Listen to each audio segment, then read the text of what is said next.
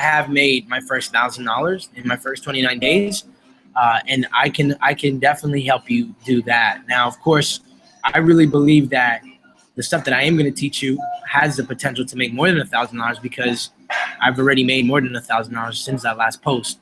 But again, that's my intention. I think that this is going to be really good, especially I know for me personally, when I got started, I tried to avoid Shopify for a really long time because I just felt like it was so hard, man. I thought it was so difficult. I thought it was like so hard, and it was really uncomfortable, and I didn't want to do it.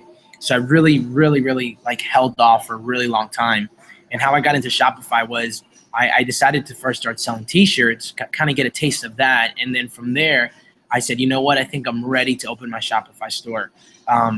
So that's kind of how that kind of ran into that. And I'm really excited. We're going to go for about, I would say we could probably finish this in 3 hours. I say we go for 90 minutes straight, maybe get a 5-minute break, go another 90 minutes straight. This way, and we might be able to do it sooner, who knows, or maybe your head might start hurting and possibly we might need to do another 90 minutes tomorrow, right? But I would like to get it done today. If you're up for the challenge, let's rock it out, man. Let's do it. Let's do it. And so really quickly before I go over exactly what we're going to be going over, like I'm going to show you the outline that I have here. Just share with me really quickly. Number one, I'm so glad that you took me up on this coaching, bro, because I really didn't want to coach anyone else. Let me tell you something really quickly before you answer some questions. Like, this is so cool, bro, because my family came to visit. My mom came to visit for a week, and then my wife's friend came to visit. So you can imagine, like, we're the tour guides. We live here. We should, we have to like drive them around. Like, so there was very little time for me to really work my business the way I normally do. So I didn't have much time. Like, I would have to wake up really early, and then I'll have to set everything up. I'd have to set up the ads. I would have to set up the product that I was promoting. I would have to put that in my store. And it was really cool because it made me realize that we can get a lot of the most important things out of the way in 3 hours. And that's exactly what I did. I started getting a lot of the important things that matter really early in the morning, and I legit just chilled for 2 weeks. And I was really surprised when it was still making money. And I was like, wow, I can get used to this. I was like, I can really get used to this. And I was like, wow, man, this is really awesome. So I'm not looking to make a business out of coaching because I think that the real gold mine is in Shopify. And you can create a store, you can create a brand, and then later on sell it to an investor if it functions on its own without your help. So I just want you to know that this is not the real business. Coaching is not the business, although that the coaching does open up for maybe in the future, but charging way more than $250. And it also is a very good way to get access to cash flow to pay for your ads as well. So just wanted to share that with you, that the real business is in Shopify. For me personally, not coaching. But I'm really glad that he took me up on it, because when Chris Rucker did the live stream, I had a lot of people messaging me. I got 30 friend requests in minutes, and then I've been getting friend requests every hour. It's pretty crazy what you could do. And he gave me a lot of influence when he did that. So I was super blessed, but I didn't want to coach anyone. I wanted to coach someone I was cool with, and I wanted to coach someone that I have good chemistry with. And I figured yo, it'd be cool if I could get someone from the 3-0 club, and you kind of you decided to take it. So I want to say thank you. Yeah, thank you for extending the offer, and excited to be able to learn this. I do have a Shopify store set up. I just don't have, I've got an account created. I don't really have much of it set up, so I know you're gonna cover all that. So I've been ready to do this for a while. It's just been a matter of kind of setting aside some time to do it and really diving into it. And I'm glad that you've got a head start and you know what to do. Being that you've already gotten some results from it, some really good results. So I'm looking forward to it. Awesome, dude. Yeah, man. I'm really excited for you too, man. I'm glad that you decided to start now, man, because another belief that I also had was, man, I'm starting so late. there's so many people already doing it. Like, can you really make money? Is it like saturated? Like, this is my own thinking. I'm not saying this how you were thinking, but I held off on it for a really long time. But I decided to just pull the trigger, man. So I'm going to show you exactly what we're going to go over. I'm going to show you the outline first of what we're going to talk about. And then based on the outline, if it stimulates something, or maybe there's something on the outline that you didn't see that you'd like me to cover, just let me know. And then we'll cover it. And then I'll put it in the outline. Cool? Okay, sounds good. Awesome, bro. Can you see my screen? Yeah, I can see it. Let me just make this a little bit bigger.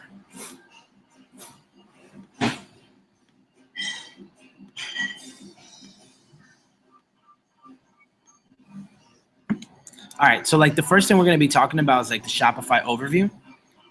Basically the Shopify overview, we're going to be talking about using Shopify as a selling platform, the benefits, a little bit more understanding, the dashboard, sales channels. So basically the different ways that you can run traffic to your business, like Facebook, Google, YouTube. Really, it's just going to be Facebook, but you can do other things as well. So that's going to be the first section.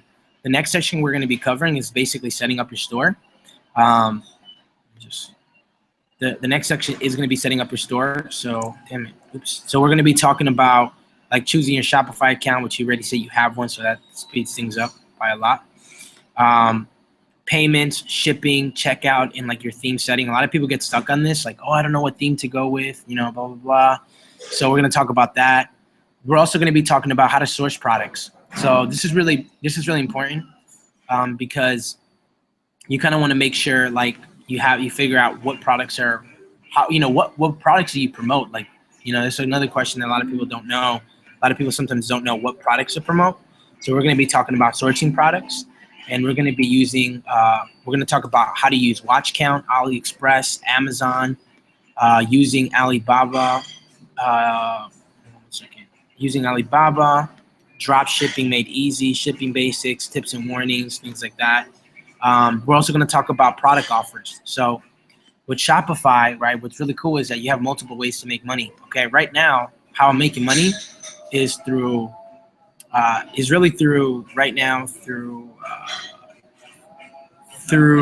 free offers and upsell offers, right? But there's multiple ways, and downsell offers and email offers, right? So we're going to talk about all of them. We're going to talk about upsell offers, downsell offers, reoccurring offers. So let me just make that bigger. Bundle offers, bonus offers, referral offers, right? And we're also going to talk about how to build a brand, okay? And 1 second. Let me make this a little bit bigger. Oops, too big. All right. For building a brand, we're going to be talking about how to establish trust, consistency, niche versus general, right? Like a lot of people sometimes have a question like, which one do I go with? Do I go with niche? Like, do I start a store based on the niche, or do I do a general store? Customer support, social proof, all that stuff. We're going to talk about page optimization, and we're going to talk about how that works. And we're going to talk about how to optimize your page or store, making sure that it's working really good. Product presentation, social engagement, reviews, and apps, some of the apps that I'm using. We're going to talk about the sales process. So we're going to talk about how to cross-sell compliments using the supermarket approach, which is basically Amazon. Like how Amazon, whenever you click on a product, it immediately, if you scroll to the bottom, it suggests other products that customers have bought, things like that. Like really cool ninja stuff that I've learned. And then we're also going to talk about Facebook advertisement, which actually this part, I don't see anyone like when it comes to buying interest, right? Like how to get like interest, because this is another big problem that people have, is that they may have the right product, they may have everything right, but they don't know how to get like keywords and interests of people who are buyers. This is super ninja, dude. This is like the bread and butter, man. Like this is one of the reasons why I was able to get to $1,000 in my Shopify store in less than a month. So this is going to be really good. When it comes to buying interest, bro, it takes a little bit of time, but dude, when you're done doing the research, you feel so confident. Like when you do the research and I show you exactly how to do this, if your products are not selling, like I'm sorry, if people are not buying your products, it has nothing to do with your interest. It's because it's the wrong product. Like you can be that confident in your buying interest. I know for me, this was a big holdup. Like I didn't know, like how do I, like I'm getting the right product, I'm getting this, and that, but how do I get the right interest? How do I get the right group of people? Like how do I really tap into the people who are buyers, right? So I'm going to show you that, how to measure, how to scale, um, um, ads and optimizing the ads, when to kill an ad, because I ended up falling into this little mess because I was just like so passionate about like this bracelet or necklace that I created, and I spent like $250 and there's no sales that were made, or I don't know how much I spent. It was like a big mess up. I was like, damn it. So I was like, damn, it sucks. So that's basically what we're going to be talking about, and I didn't include it here, but I'm also going to share with you a live case study of the products that I'm using, the products that are selling, the exact ad that I'm using. And I think you're going to get a lot of value from that, because I think it's going to stimulate your mind. You're going to be like, oh my God, you're probably going to ask questions, and probably going to lead to a lot of aha moments. So I'm going to show you like the products that I'm using, my ads that are working, all that stuff. So I'll show you that. I'll show you that live case study. I think you're going to appreciate that. So again, really quickly, Shopify overview: setting up your store, sourcing products, product offers, building a brand, page optimization, sale process, high Facebook ROI, and my live case study. So based on this little outline that I created for you, is there anything maybe that you didn't see, or maybe that you just came to mind that you'd like me to add in here, or are you pretty much good to go? You touched on it a little bit, but yeah, I'd really like to go over how to do the research, and you talked about it a little bit, but like kind of just like a systematic way to do research on audiences, and yeah, to kind of segment things and test things out, maybe the metrics a little bit. Like that's one thing that I'm not real strong on right now, but I know that once I understand it, like I'll be able to just implement that right away. So like metrics is something that I want to be able to have down. That way I know for sure it's one of those, it's that confidence factor. Yeah, yeah. Oh, dude. Yeah. So what I'll do, bro, by the end of this, I'll give you all of the metrics that matter. So like I'll give you, like, you know how I'm not sure if you know this, but in Facebook on the ads, you can customize metrics. So like when you click, like you can create a customized name for it. So like let's say like you create a customized name to see how your purchases are doing, right? And you just click on it and it automatically just pulls that out. So I'm literally just gonna tell you, yo, copy and paste that, because when I got started, that's something I really was missing too. Like even when I was selling the shirts, like when I started selling the shirts, like I got to the metrics like in the middle of it. Like in the very beginning, I was like, I didn't know what was happening. I was like, damn, is this working or not? Like, and like that, the confidence factor is important. So I'll share with you all of the metrics that matter, the metrics to look for. I'll touch on exactly why the metrics are that way, and I'll show you all of that. And you just have to basically copy and paste and do the same exact thing. So we're in for a treat here today, man. Is there anything else? No, that was about it. You covered a lot, so I'm looking All right, forward. cool, man. So we're gonna go ahead and get started, man, and we're gonna talk about Shopify overview as a selling platform. Really quickly, I'm just gonna go into my Shopify store and um,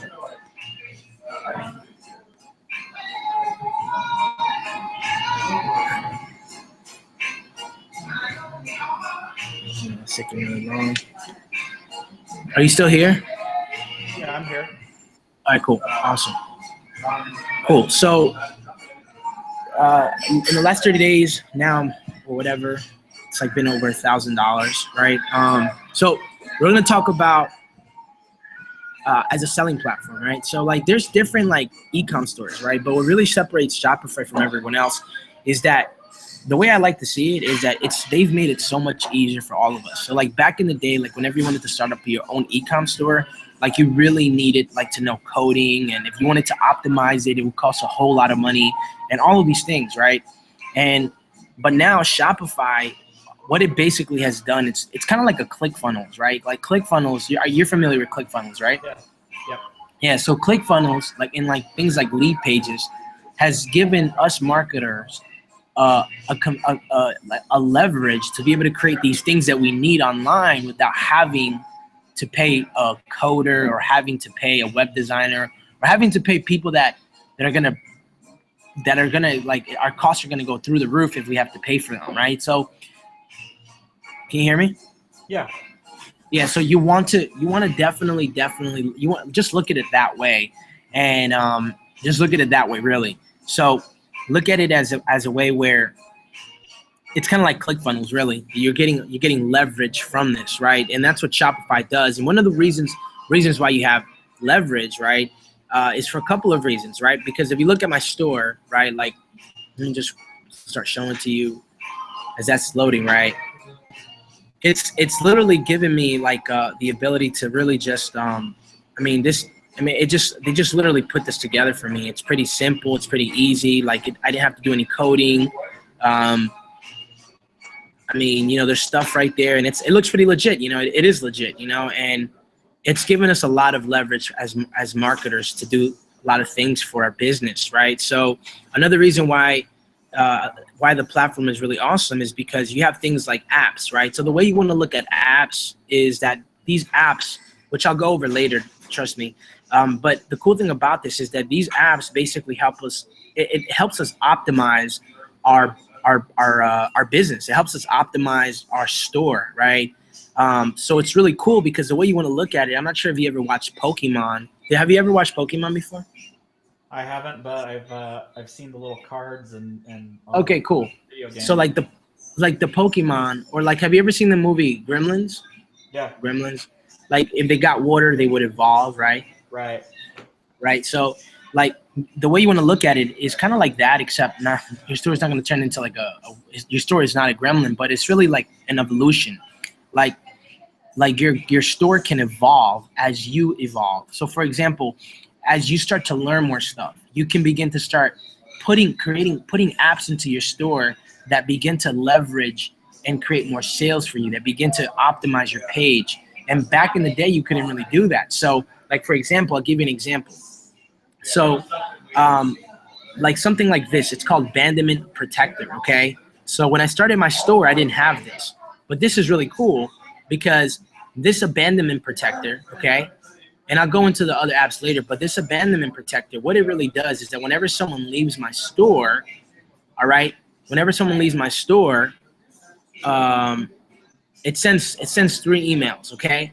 It sends 3 emails. The first email is they send it 10 minutes after they left it. The second email is 24 hours. The third email is 48 hours, right? And this increased my sales by 10 to 20%. So that's pretty cool. And like, that's pretty cool that you can have apps that can optimize your store, right? I have another app that helps me magnify like the items so people can see it, and so on and so on. I have another app that's a coupon. It's a coupon pop-up. And I've made sales with these coupon pop-ups, okay? The coupon pop-ups is exactly what you see here. You see this? Yeah. Right? So all of these things are doing what? They're optimizing my page, right? So as a selling platform, right, it gives us marketers the ability to literally create a store, an online store from scratch, really fast, really simple, and we can optimize our page. As we grow, as we learn more things, we can put those things into our store so then it can evolve and it can become that machine and that empire that we really want. And I also covered some of the benefits as well there, okay? And kind of like the understanding as well. And as far as the dashboard sales channels, that simply just means like, for example, like the different ways that you can run traffic to your store, right? So some of the ways that you can run traffic to your store is obviously, you have Facebook, YouTube, Google ads, and all those things, right? But obviously, like we both come from 3-0 Club days, and And that was, I mean, that has been really, brother, that has been my foundation. And that's a lot of people are asking me, like, you know, how did you build your Facebook ad game? Like, how did you develop that skill set? And when I look back at it, man, it was really the 3-0 Club, bro. I learned so much from that. And even though I didn't make a lot of money doing that, I learned so much and it equipped me the right way. And I know that you also learned a lot from the 3-0 Club, correct? Definitely, yeah. That's hands down the best so far. The best Facebook ad optimization that I've ever learned. And it was really, really simple, but at the same time, you learned a lot. So, and then you made a couple of sales through a Funnel. I mean, not ClickBank, right? And they weren't like little bitty sales. They were, they were decent sized sales. So I made a handful of sales with that. Nice. That's awesome, dude. Yeah, yeah. You got your first check. Like, yeah, I remember, dude. So like, that's exciting, dude. So that's really exciting. So basically, right. So those are the different the sales channels. The one that I'm gonna recommend is Facebook because that's what I'm doing, and that's what a lot of people are doing to really kill it. Facebook just gives you so much data, right? So we kind of just covered that right now. We kind of covered this selling as a platform, the benefits, understanding. Is there anything, maybe a question that you have right now, or maybe something that I didn't cover, or maybe something that you'd like me to go into just a little further into details in this section right here? Um, Maybe we're gonna cover this later, but have you mapped your own domain to your store, or do you just use the one they give you, or when you create the name of the store? You know what? Believe it or not, brother, I've been like so like busy trying to like optimize it that I never did it. Like it's not. I still haven't done it. I don't think it's. I mean, it's important, but I mean, obviously, I mean, I've been making sales without it. But I will cover how to do that. I probably am gonna do that because the only reason why I was hesitant about that is because when I started my Shopify store, I was gonna make it a niche store, which was gonna be extreme martial arts. But I ended up realizing that actually it's a lot better to start with the general store. A lot of people actually say it's better to start with the niche store, but I think it's better to start with the general store, and I'll tell you why. And some people may not agree with me, and you don't have to agree with me, but I'll tell you why I started with the general store versus a niche store in a little bit. But I will cover how to mask your domain. Does that make sense? Yeah, yeah, definitely. Awesome. So now we're going to talk about setting up your store, choosing your Shopify account, which you already have, and the payments, shipping, checkout, themes, okay? So let's talk about, like, there's different accounts. I mean, there's different accounts that you could do with Shopify. So I think if you go to online store, right here, okay, if you go to domains, you can buy a domain from Shopify, or you can just go on GoDaddy and add the existing domain. Does that make sense? Okay, yeah, all sense. So it's as simple as literally putting your domain in here. And if you don't know how to add your domain, you can click here and it tells you learn how. And I just haven't even bought the domain for that. It's dope. But it's basically, it's really simple, man. You just like, for me, I would just basically go on GoDaddy and I would buy that's dope store, that's dope.com or whatever. And I would just put it in here, or you can register one through them. I mean, it's up to you. I mean, you know what I'm saying? I haven't done it yet. I should probably do it, but I haven't done it. The next thing that, since we're on here, the thing that I'm going to recommend you do, okay? The thing that I'm going to recommend you do, actually, let's go through all of this in order. So this is your overview, okay? This is basically where you get to see like what's happening here, right? Like you get to see like your basically it kind of shows you what's happening in your business, right? So it shows you what's been happening in the last 30 days. I've made $1,100. Today I made $28, $49 in the last 7 days, $325. And it tells me like the number of orders as well, right? It also tells me how many visitors I've had, how many unique visitors I've had, right? So, and it also lets me know my added to cart, reach checkout, purchases, right? And it just lets me know like where people are purchasing from, the different devices, the top browsers, social refers, which is Facebook, traffic refer sources, right? Top refers. So obviously, and then it lets me know how my landing pages are doing and things like that, right? So So yeah, this is what the overview does for you, right? And then you can actually create blog posts on your Shopify store, which is pretty cool. I just haven't created one. I'm not really using SEO or anything like that right now at this moment, so I don't think there's a need for it. But you can create blog posts, right? And then pages. Pages is pretty cool. So pages, what happens is that you can create pages, and I'll tell you how this works right now. Okay, so like, can you still hear me? Yeah. Okay, cool. So here's how pages works. Okay, so like, do you see this on top? Yeah. It says DBZ shirts, accessories, shipping and handling, right? So you can create a page for anything. It's kind of like Smart Member if you think about it. So like one of the things that this didn't have was shipping and handling. So I decided to create a page, right? I created a page just like that. It was really simple. I saved it, right? Once I created that page, right? Then I went to navigations, right? And then I added the basically that page in navigation. So for example, the page is created, shipping and handling. I go to navigations, which is kind of like Smart Members. I go to edit menu, and then from there, DBZ shirts, accessories, and then I just put shipping and handling, and then I clicked on pages, and then I looked for the page that I created. Pretty simple, right? Yeah. Yeah. So that's what you would do there. Like if you have like, maybe you want to create like a section for customer support, or maybe a section where it takes them to, I don't know, something else, right? You can create whatever you want. So that's what that does. And here's the next one, themes, right? So I'm actually not even using a paid theme at all. But one of the things that, like the theme that I'm using now is called Venture. Okay, it's called Venture and it's free. Okay, and it's pretty simple, right? So like, for example, if I click on customize theme, okay, this is gonna load up. And when you click on customize theme, this is where you get to play with it. And although it may look a little overwhelming, it's really quite simple. It tells you the kind of presets you want to use, right? It shows you the colors, the the font, the header. You know, like the reason why there's a slideshow here, like on That's Dope, is because I put a slideshow there, right? So there you see these are pictures, slideshow, slideshow, slideshow. So then it keeps sliding. It's pretty simple. And then, you know, I have something called feature collections, right? And I basically, feature collections, what it is that on your homepage, right? These are my feature collections. So these are what I'm featuring on my homepage. So I have Extreme Martial Arts, 413, Power Couples, Dragon Ball Z, superhero shirts, right? Dragon Ball Z collectibles. So like, you can create different collections for this part. That's kind of how that works. One second.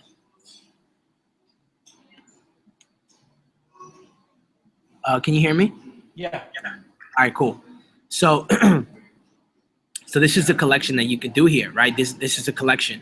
So, these are collections. So meaning that, like, you know, that it's kind of self-explanatory. And you can interrupt me at any moment if you have any questions. That's a cool thing about this, is that it's not just recorded. You're not watching a replay. If at any moment you get an idea, or you have a question like, hey, how do you do that? Just throw it out there and just interrupt me. The product page is basically this, dude. The product page is this. So this is not the product page. The product page would be this. This would be the product page. Okay. So this is the product page. So if you click on product page, it'll ask you how many, you know, how you want the page to look like. The collection page would be this. This would be the collection page. You see, because it's a collection of all the shirts. Does that make sense? So flashback to the product page again. Can you repeat that one more time? Can you go back to the product page again? Hold on, bro.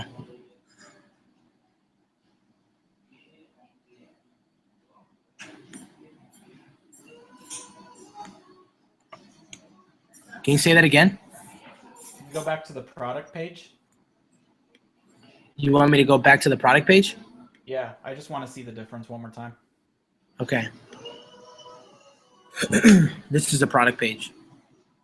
So that's more of a single item, or? Yeah, so this is like this is the page of the product, like wherever you're sending them to. Okay. Yeah. Sometimes you could send them to collections, or sometimes you can send people to the product page. It depends, and I'll kind of go over like the strategy behind that. Make sense? Yeah. All right, cool. So, and then you have the sidebar. I actually don't have a sidebar. And then you have the card page.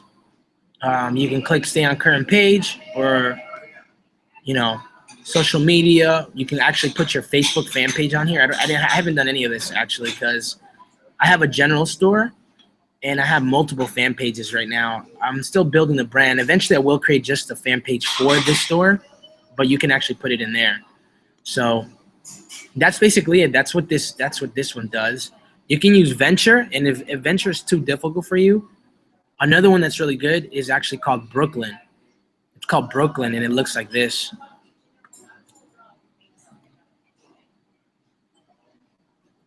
It's really simple, actually. Like it's really simple, and it has a different like font to it, different feel to it. But you can use this one too. These are free. So, and it works the same. Don't get too caught up on the themes. Like a lot of people sometimes get caught up in there. I would recommend Brooklyn or Venture, depending on what you like better. So that's themes, navigation. Okay, navigation is basically where people are going to be navigating through, and I kind of showed you that earlier on. This is my navigation menu. So I got the shirts, accessories, shipping and handling, search. Okay, so you can add anything to the navigation. If you click on edit, you can just keep adding a menu to it, and you can keep adding a menu to it. So really, when it comes to the navigation, it's really what you wanted there. Like you just get creative. Like I don't know, like maybe you want to. It doesn't have to be exactly like mine's, but you can do it like mine's. But just get creative based on the products that you have, based on what you want your customers or the people coming to your site, what you want them to have access to, easier access to. Actually, that's exactly what I would put on that navigation. So if you're taking notes, actually, what I would tell you to do is put on the navigation menu whatever you can have. You can something that helps your customers have easier access to. So whatever that is, you go ahead and put that on the navigation. So for me, it's DBZ shirts, accessories, shipping and handling, and things like that. So that's what I want my customers to have easy access to. That's what I want them to see when they're scrolling through. And then we talked about domains. So that's kind of like a brief. We talked about a little, kind of like a brief. I would say we kind of talked about this. So. All right, cool. So that's what we just talked about, the theme settings. Now we're gonna talk about payments. Okay. So again, you can chime in whenever you want when it comes to that. So you actually find payments when you go to settings. Okay. You're gonna have general, payments, checkout, shipping, taxes, notification, gift cards, files, account, sales channels, online store. So it's going to be under the settings, and if you click on that and you click on general, you can put the name of the store, the account email, the customer email. You just fill out this information, which has to do more with you. All right, so let's go into payments. So payments, okay, the more payment options you have, the better. But honestly, I just have Shopify payments, which is through Stripe, and I also have PayPal checkout. Can you hear me? Yeah. Yeah. So I just basically have Shopify and PayPal checkout. So the way this works is that you just edit. You basically you fill this stuff out. You just basically fill this stuff out. You know what I'm saying? And what happens is that what happens is that Shopify pays you out of their. It's called Shopify payments. So they basically pay you. It takes a couple of more days to receive the payments, but nevertheless, it's taking like 2 or 3 days. It's not that bad. So you want to make sure you fill this out, and you also want to open up PayPal checkout. This actually gives you the money instantly, which is pretty cool. So you just fill this out, and you basically type in your PayPal account details. Make sense? Yeah. Once you do this, bro, you're up and running and you're ready to go. You're ready to start your store can actually accept payments, which means that you can actually make money as soon as you're done filling this out. Make sense? Yeah, and I think I've got some of that already set up. So Okay, cool. So the next thing is like is checkout, right? So you can customize your checkout by putting your logo. Okay, so over here, it's customer accounts. So what you can do here, I just click the one in the middle, which is customers will have the option to create an account at the end of the checkout process. Okay, so it gives them options, right? So I would just click the middle one, really because it's the best one. Because you want customers to have an account with your store, but then you don't want to make it mandatory, making it harder for them to make payments. Hopefully that makes sense. yep, Form options, you're gonna click on require first and last name. Company name, just keep it optional. Address for line 2, keep it optional. Don't make it hidden and don't make it required. Because for example, when I used to live in New Jersey, my apartment was I forgot what it was. It was like 20 Beacon Way. Okay, but I lived in an apartment, so I had to put apartment every time I would get shipments from Amazon. I had to put apartment 1001. If you make it hidden, they're not gonna see that.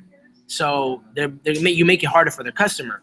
But if you make it required, then what if someone doesn't live in an apartment, they live in a house? It makes it harder for them. Make sense? yeah, So just keep it optional. And you can always go back to this video and just start checking these things off. Phone number, make it optional. Again, do you want the number? Absolutely. But do you want to make it mandatory? Not really. Don't make it hard on your customers. Make it easier, but make it optional. So click on the middle one. It says order processing. While the customer is checking out, use the billing address as the shipping address by default, right? It makes it easier for them. If the customer abandons their cart, right, their checkout, send them an email 6 hours later. You can click on that. In the middle, collecting consent to send promotional emails to customers from your store. Customer agrees to receive promotional emails by default. Okay, which means that as soon as they buy something, it's automatically going to take their email and you can begin to start marketing to them. Okay, the next thing is after an order has been paid, click on do not automatically fulfill any of the order's lines of items. Okay, what does this mean? Okay, when people order from your store, for example, if I click on here, when people order from your store, do you see these things? You see how it says Bo Williams unfulfilled? mm-hmm. Okay, I left it unfulfilled because this reminds me that I have to order this from AliExpress. If Okay, if this automatically fulfills, right, I'm gonna forget to order it. So I like to keep it. I like to say I like to keep it where it does not automatically fulfill any of the orders, so then I can go back to it and I can fulfill it later. So just click on that. Does that make sense? yeah, total sense. All right, cool. After an order has been fulfilled and paid, I archive the order. Okay. So this is gonna be where. So the next part's important, my dude. So this is gonna help you with your metrics. Okay. So where it says additional content and scripts. Okay. This is where you're gonna put your Facebook pixel code. Okay. And it's gonna be the purchase one. Okay. So this right here, anytime someone makes a purchase from your store, Facebook's gonna track it. Does that make sense? Yeah, so can you show me where to get that? Because I understand that Facebook only gives you 1 pixel, but you put it on a lot of stuff. Or can you Okay, cool. Yeah, generate I'll show you. Now, there's 2 ways you could do this. You can keep using the old way, which is super confusing, bro, and I'm so glad they're getting rid of it. Or you can use the new way. So I'm just gonna choose. I'm gonna teach you the new way, unless you really want me to teach you the old way, because the old way is gonna be. They're gonna get rid of that like by June. So it doesn't even make sense for me to teach it to you. But I'll teach you the new one because it makes more sense, and I'll show you how to put it in here. Make sense? Yep, makes sense. All right, cool.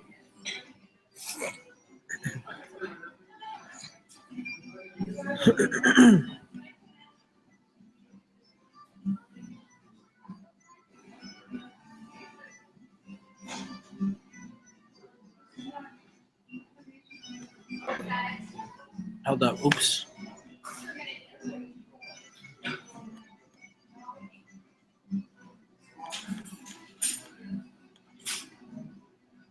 Hold on 1 second, bro.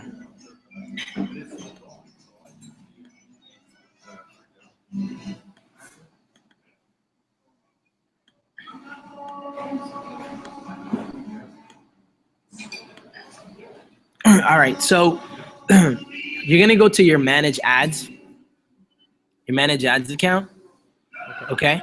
And what you're gonna do is once you're here, you know how to get here, right? Yeah. All right. Once you're here, you're gonna click on where it says tools. You're gonna click on where it says pixels, okay? Once you click pixels, okay?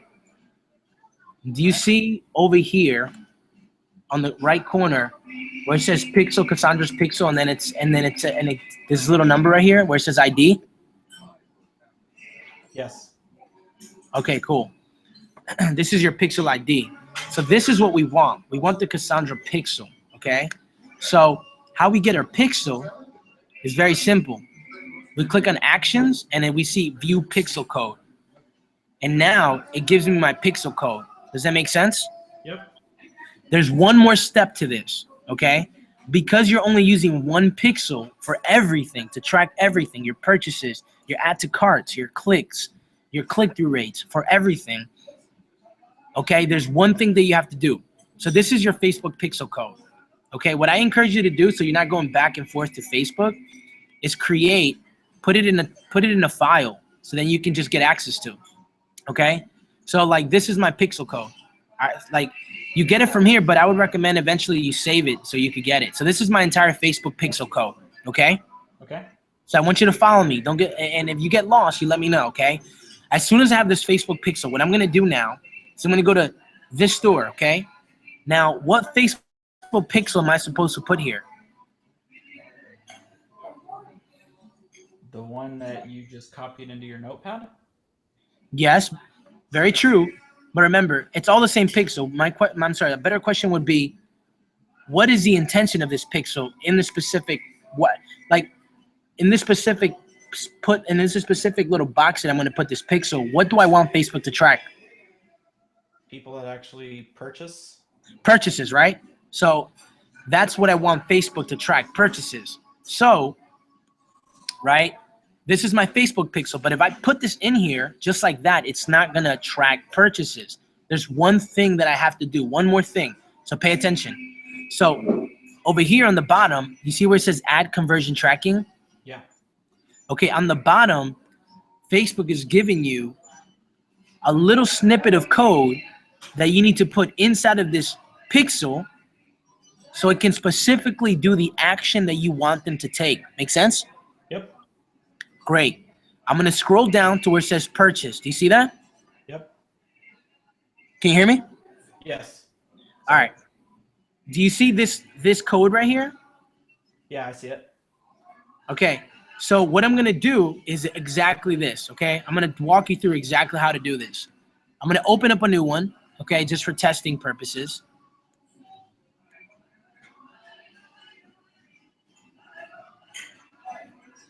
I'm going to copy this pixel. I'm going to put it in here, just like the way I just did, okay? And here's what I'm going to do, okay? Here's what I'm going to do. 1 second.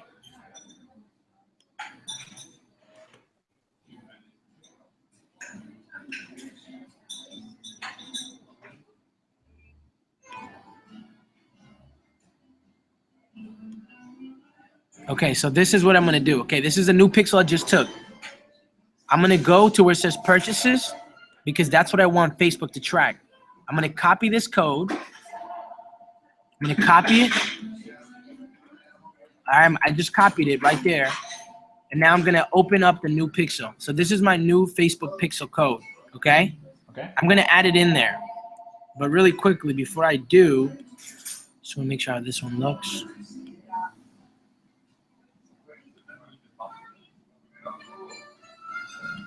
Okay, really quickly, I just needed to see how this looks. 1 second.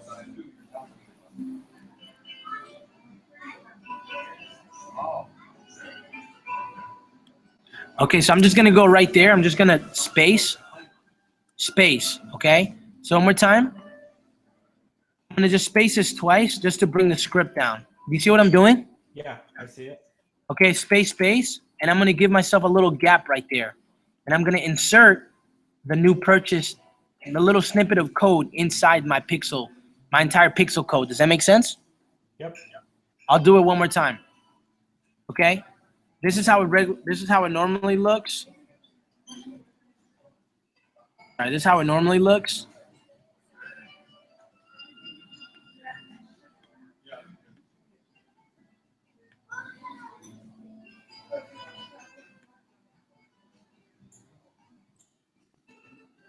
It looks like normally it looks like this. Hold on 1 second. Like screwing it up here. It normally looks like this, but I'm gonna space right where it says script. I'm just gonna space twice. 1, 2, and then I'm gonna put that pixel in there, that little action. Okay. Now I'm gonna take this entire thing, okay, which is here. I'm just gonna delete this for a second. I don't need it. It's already here. So this is my purchase pixel. I already put the little code in there. Okay. And I encourage you to do this so then you don't have to continue to keep doing this. Like create a file so then you can just click on the file and then click on it. Because this already has my purchase code in there. I'm going to take that pixel and then I'm going to put it in here, which I already did. Does that make sense? That makes sense. So now hopefully that gets your mind like thinking like, oh, okay, that's simple. So that means whenever I want Facebook to take an action or whatever I want Facebook to record, I just basically have to go through this. I just basically take that one pixel and then I just add the action that I want Facebook to track. Make sense? Makes sense. Okay, that's it. Now that you did this, now Facebook will track your purchases. Is that cool? Yep. Boom. That was a big hurdle I had to get over. I was so overwhelmed. It's really simple, bro. So, and then you can just generate the sample refund policy and just create generate sample and it generates it for you. You don't even have to think about it. Just click generate, and it does it all for you. Make sense? Yep. Cool. So we just talked about checkout. We talked about checkout. We talked about payments. We talked about shipping, payments. Now we're going to talk about shipping, okay? Let's talk about shipping. This is all of the shipping rates that I have, okay? And I got it from my friend Lawrence, who made 100K in 90 days from Shopify. Here's the best way to help you understand this is do everything by weight. So then people are not like, taking advantage of the system. If you do everything by weight, people have to pay per weight.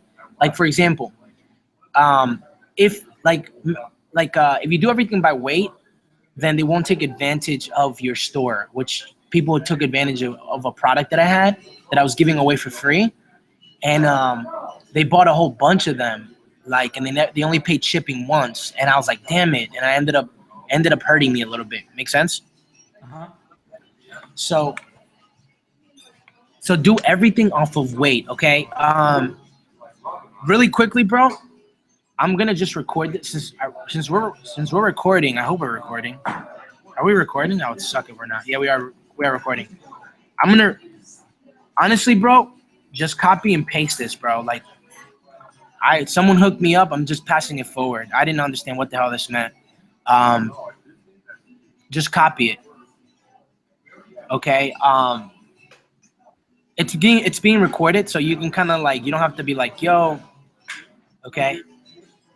I'm just copy it, bro, because it makes this doing it like this. You're basically setting tiers, and it makes the whole process easier with shipping. Okay, make sense? Yep.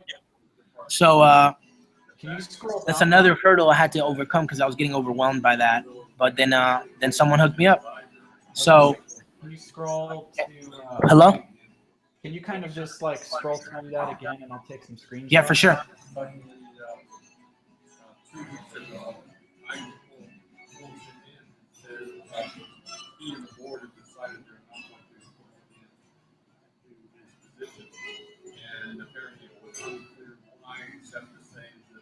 And then this one's important, my man. This is for the rest of the world. Basically, international shipping. Set it from 0.0 pounds to 20 pounds, and it doesn't matter how much it weighs. You're always gonna charge $20. Make sense? Yeah. So this is pretty awesome, dude. You'll make so much profit if you do this. But also if you can get them faster shipping, then do it. But sometimes you can't really get them faster shipping because it's international. but like this will help you out. Like I'm selling a Dragon Ball Z keychain that only cost me like $1.69, and then like with shipping, it's like $4 or whatever. But when people buy it international, they have to pay $9.99 plus $20. I'm making like 29. I'm making like 24, $25 from an item that cost me like $1, like cost me $4. So it's pretty sweet because it's international. So you make a lot of good money with international. So that's just make sure you do this. So just copy this. Okay. Can you hear me? Yeah. What'd you say? Yes. Okay, cool. Can I move on? Yes. Awesome. Yeah, I'm sorry, man. Like my headphones, like they're wireless headphones, and they just freaking died on me. So like I have to like really lean into the computer, and it's like sometimes I can't hear you. So if you can actually speak into the mic really loud, it's not gonna blow my ears or anything like that. It would actually help me out. Cool. Sounds good. Oh, that's perfect. Awesome. All right, cool. So, oops. So right now we're going through a lot of boring stuff, bro, but it's important. So, all right. So we just covered shipping, dude. Congratulations, man. We just went through like the setting up the store part. Okay. So let's go into sourcing products, what to look for, tools to use. We're going to do this right now. Okay. Sourcing products, what to look for, tools to use. Okay. So here's what we're going to do, brother. Okay. We're going to open up watch count. Okay. We're going to go, it's basically eBay watch count. We're going to click that. And then we're going to click on that. Okay. It's basically www.watchcount.com. And you're going to put /advanced.php. So it's going to be watch count. That's going to be watchcount.com /advanced.php. We're going to open up AliExpress. Dude, I don't know why, but this thing is in Arabic. I don't know what the hell's wrong with my thing. Hold on. It's freaking weird, bro. But open up AliExpress on this page, which we already have AliExpress on this page.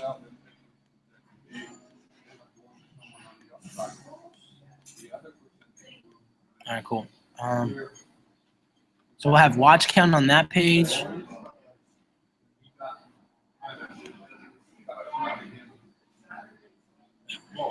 Okay, cool. And Amazon. And like you kind of taught a little bit on this, dude. Like you know how Amazon works. And you were talking about it when you were selling the guitar. Do you remember? Yeah. How you can go to Amazon for ideas and stuff. Right on. Yeah, exactly. Yeah. So let's talk about it. Okay. So, all right. So I'm gonna give you the example of how I found like a winning product. Okay. Can you hear me? All right. So let's say I want to get into like the boxing niche. Okay. Or like actually, let me see it. I'm gonna show you a real live example. So let's say I want to get into the Dragon Ball Z niche, which I'm in. Okay, I'm gonna type in keywords. I'm gonna type in Dragon Ball Z. Okay, let's see that.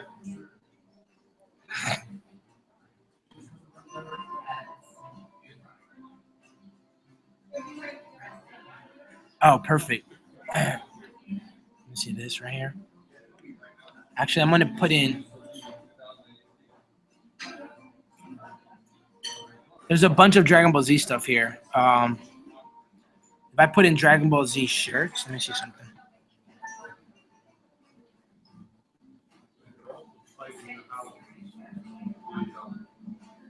So people are like, I'm just gonna go actually with just Dragon Ball Z.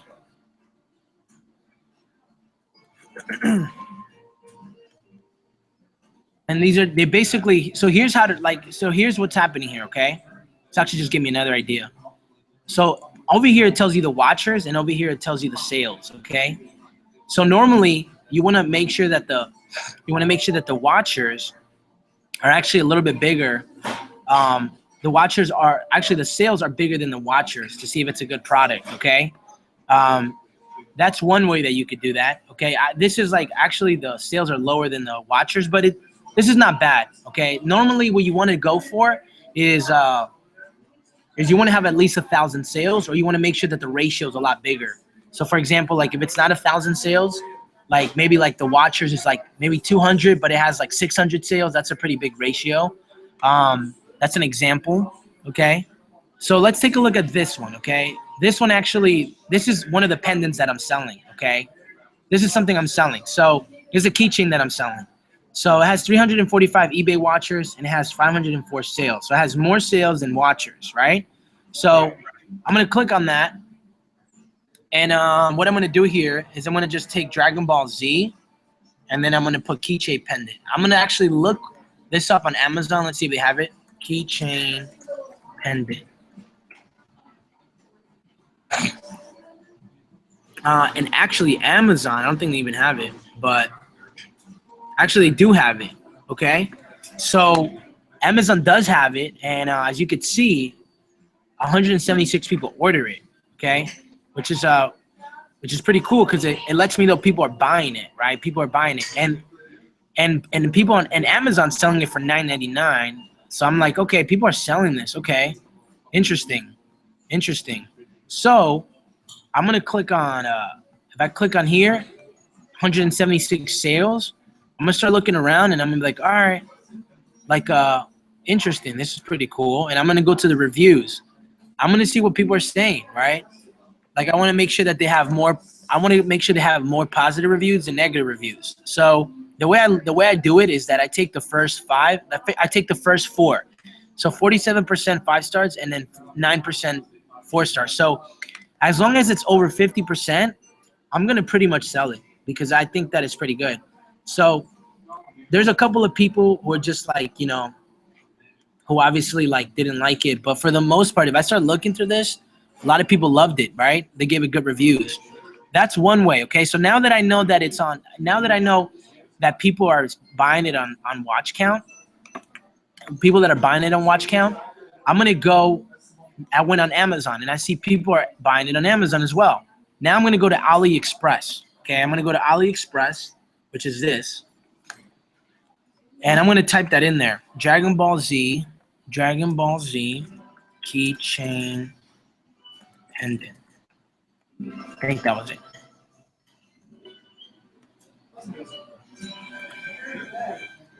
Dragon Ball Z keychain. I found it, okay? So I found it. Okay, so I just found it. So I'm actually gonna put Dragon Ball Z because I want more of it. Dragon Ball Z, I'm gonna just copy that and see what else pops up. And then here's what I want you to pay attention to, okay? On AliExpress, on the bottom, there's gonna be a section that says best matches, orders, newest, sell rating, price. Do you see that? Yeah, I see it. I'm gonna click on where it says orders. I wanna know how many they're selling of this, okay? And I'm seeing here they sold 577 and it has like close to 5 stars, 4.5 stars.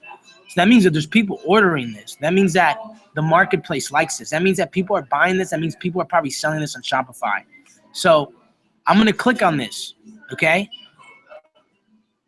And now I'm gonna be like, oh snap, okay, interesting. I'm like, all right, cool, man. This is pretty interesting. So now I'm like, it's $1.98.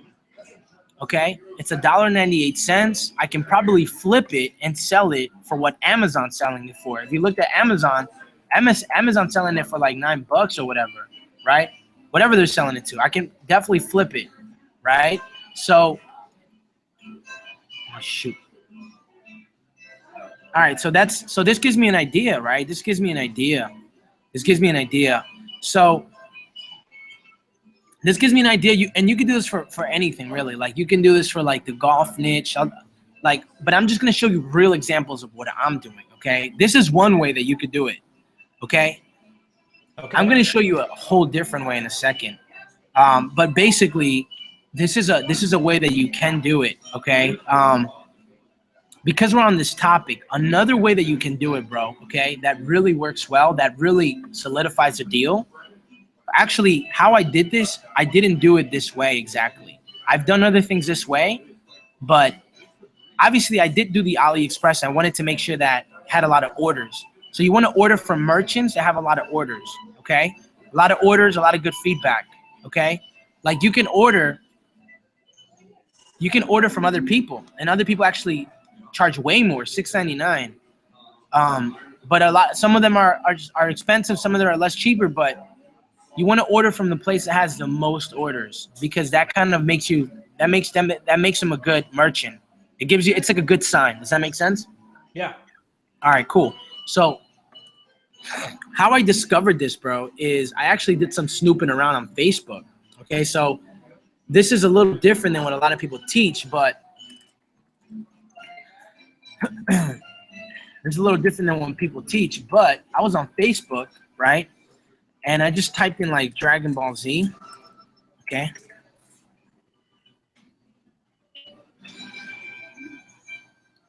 And what you could do is you can literally go on Dragon Ball Z shirts or whatever.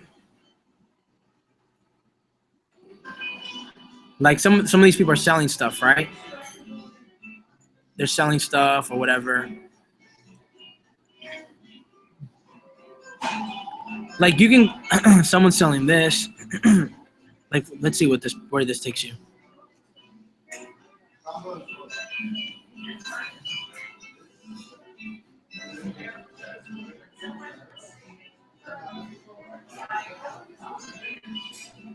This is taking you to somebody's, I believe this is a Shopify store. Yeah, it is. It's a Shopify store. Do you see this? Yeah, I see it. Oh, dude, this is a perfect example. All right, cool. So what you do, right? Can you hear me? Yeah, I can hear you. All right. So what you do, right, is like whatever niche you want to go into, like let's just say Dragon Ball Z. Okay, this is what I did. I went on Facebook and I started clicking on these people's pages, right? And guess what's gonna happen, bro? Because marketers are marketers, right? When you click on their page, this is their page, right? Guess what's gonna happen? They probably have a Facebook pixel for retargeting, and they're gonna retarget me with their ad because I just visited their page. Okay, so here's exactly what I did. Okay, so I'll show you an example right now. Legit, this is exactly what I did. I'm gonna actually keep that open.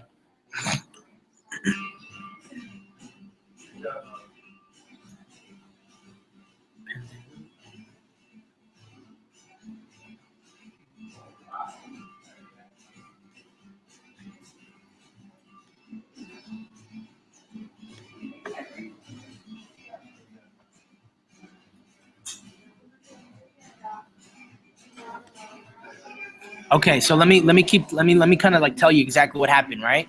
So stay here with me for a second, okay? It's important to use watch count. It's important to use Amazon.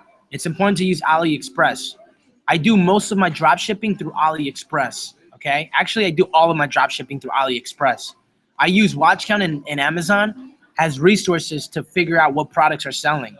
And then I use Facebook to do what I showed you before. So when I typed in Dragon Ball Z, it led me to the store. Remember this? Yeah. Okay. So here's what happened. When I clicked on this, okay, literally a couple of minutes later, I saw an ad like this. Do you see this? Yeah. I was like, what? I was like, this is golden. I was like, no way. I was like, all right. So I saw an ad like this, literally. You got to be like, it's weird because like nobody really teaches this. But if you're on Facebook, not wasting time, and like you're like on Facebook for your business, and if you pay attention, when you see a Dragon Ball Z ad, don't keep scrolling. Stop and be like, what is going on here? Right? So this is exactly what I did. This is my ad now, okay? So it has 70 comments right now, 2,008 shares. The first thing that I did is I clicked here. Why am I seeing this? Right? It doesn't tell you here who I'm targeting because I'm doing like this really super awesome way to target. But normally Facebook would tell you they're probably targeting Goku. That's why.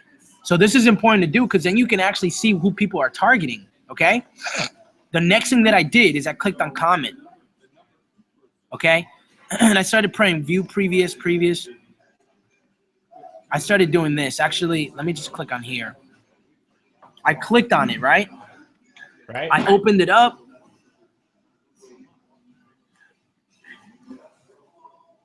Come on.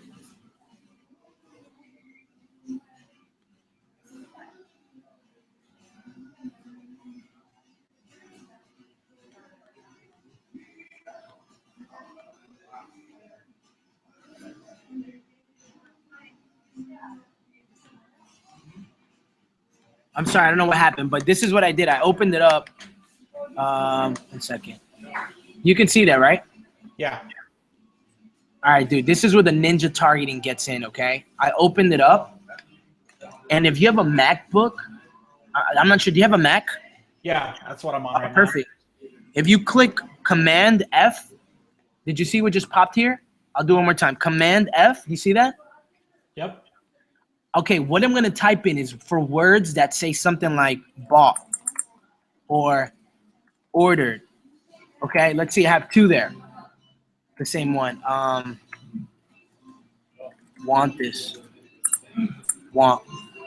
I'll just put want, right? And then it's going to literally take me. It's going to show me. It's going to show me all the people that want this shirt. Okay.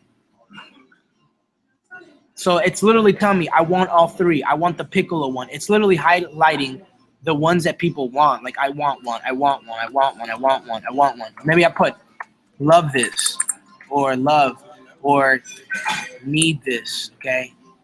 Or this doesn't have a lot. This one doesn't have a lot. But let's do it with this one. What was the other ad at? Actually, this would be a better example because my ad hasn't been out for that long. Why don't we do it with this one? Do you see this one? Yeah. This is another niche that I'm going to enter right now. This is really long, but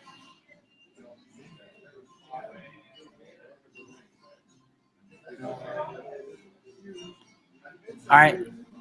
The same thing happened, bro. I looked for superhero stuff on Facebook, and then I clicked on their store, and then like they started to retarget me, and I started to see their ads.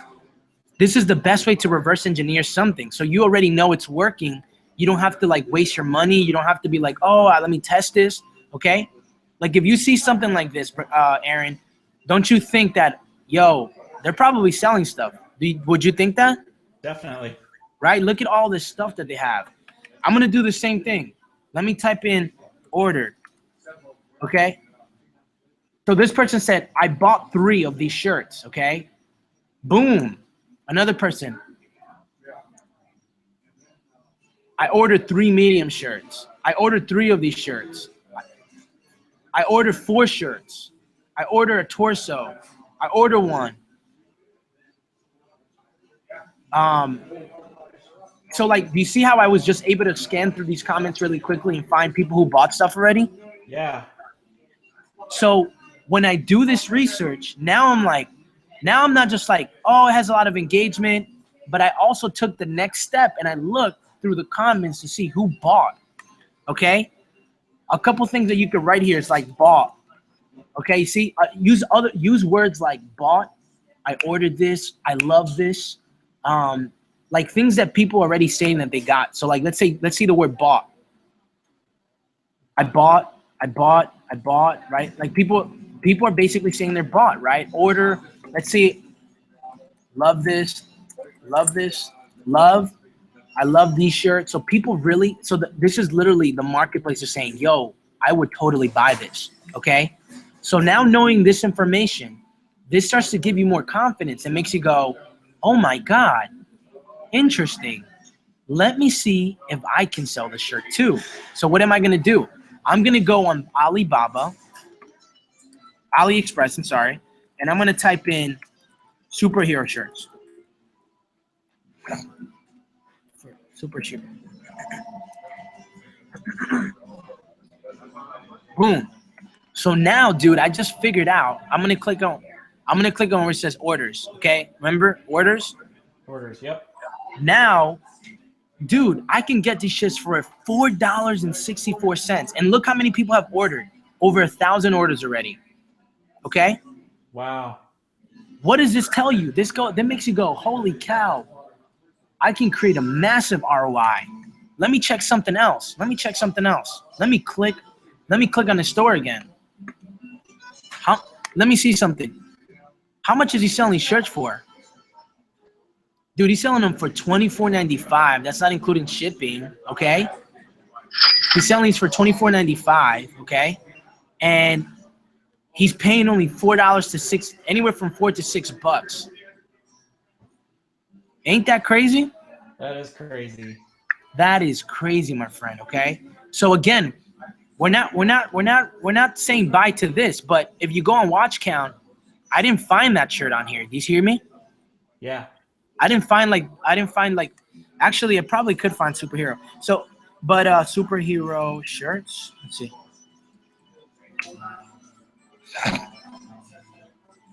There's some shirts here, but there's a couple of them, but the best way to do it, bro, is to reverse engineer someone else's stuff.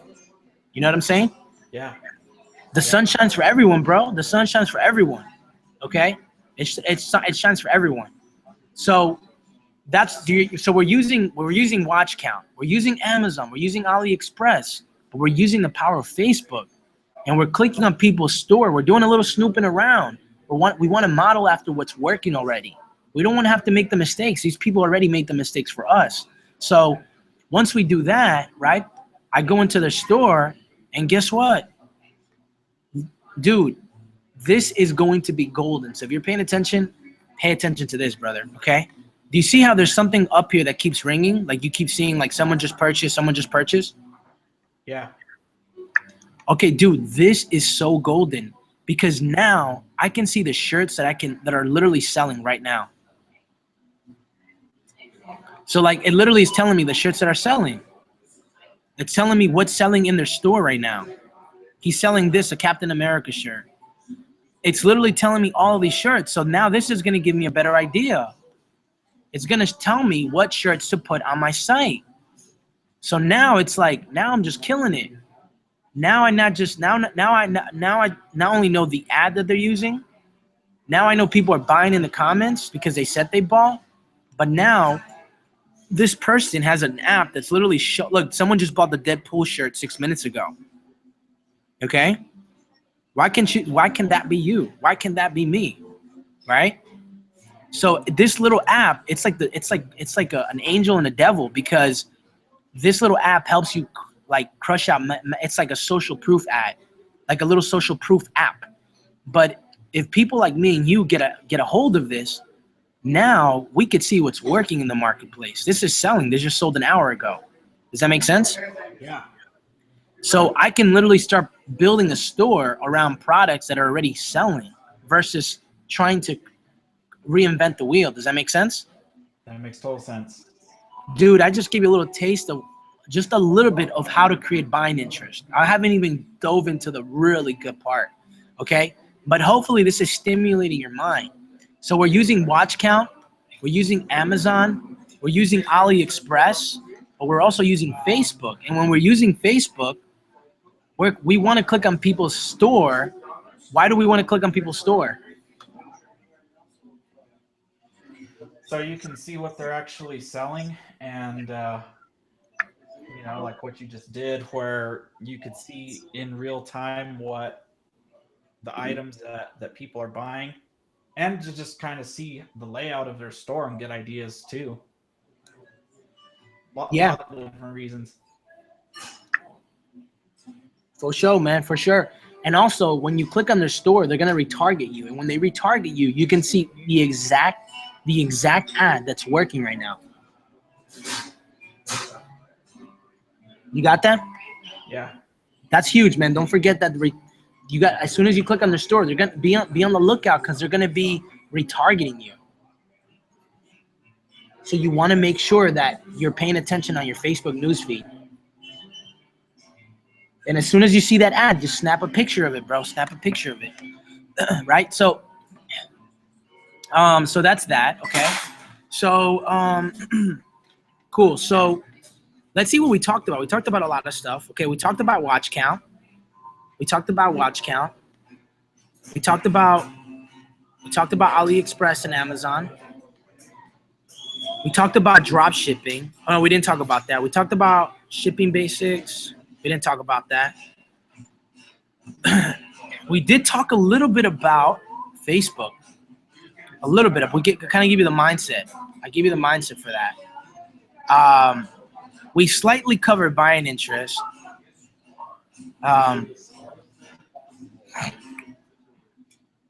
Yeah, we kind of talked about that. So I'm gonna finish this section, bro, and then we're gonna take a break. All right.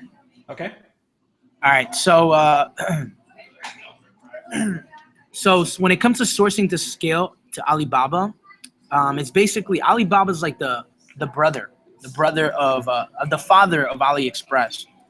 Alibaba is where you can buy bulk. You can buy like bulk and stuff, right? You can buy bigger stuff, like you can buy more bulk stuff. So for example, like, you know how there's certain people who now have their own warehouse? Yeah. So like the reason why you want to do that is because eventually what we all want to do is we want to technically buy in bulk, and then once we figure out what's a winning product, we want to buy in bulk, and then we want to ship it ourselves because it gets to the customers faster, it's less refunds, it's better experience, it just makes your store a lot better. Does that make sense? Mm-hmm. Can you hear me? Yeah, that makes sense. So eventually down the line, when you find a winning product and you're selling a lot of them, you want to buy in bulk because you can make more money, and also because you can get their shipment to them faster without it reduces the complaints. Make sense? Makes sense. Cool. So so that's what Alibaba is, okay? Nothing that you should look into just as of yet, because you first have to find a winning product. Drop shipping made easy. Let's talk about this really quickly, okay? So let's say I'll give you a perfect example. I had to put in a couple of orders this morning. Okay, it was a Dragon Ball Z shirt. Okay, so when I place the order, okay, if I'm gonna order from this, okay, here's exactly what I'm gonna do.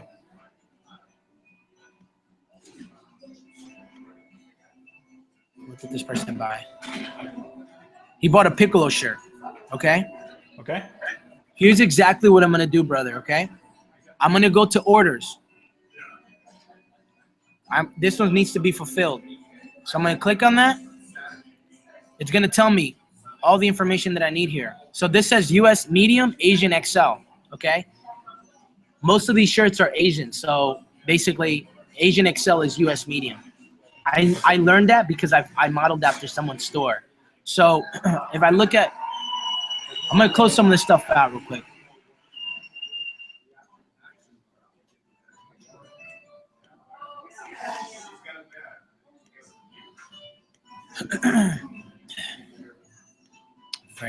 What was it going with this? I forgot already. Hold up. Oh, there we go. So, all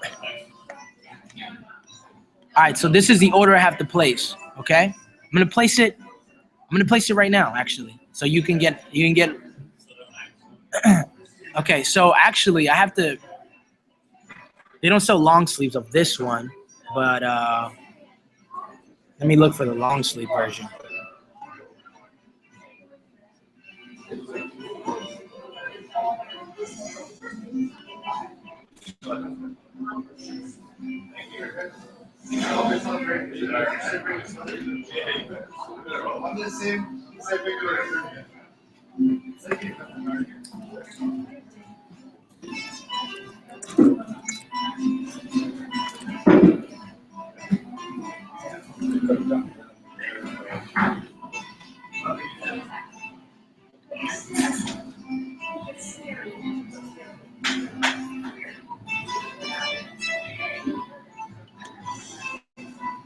All right, so I'm gonna place the order, right? So I'm gonna look back.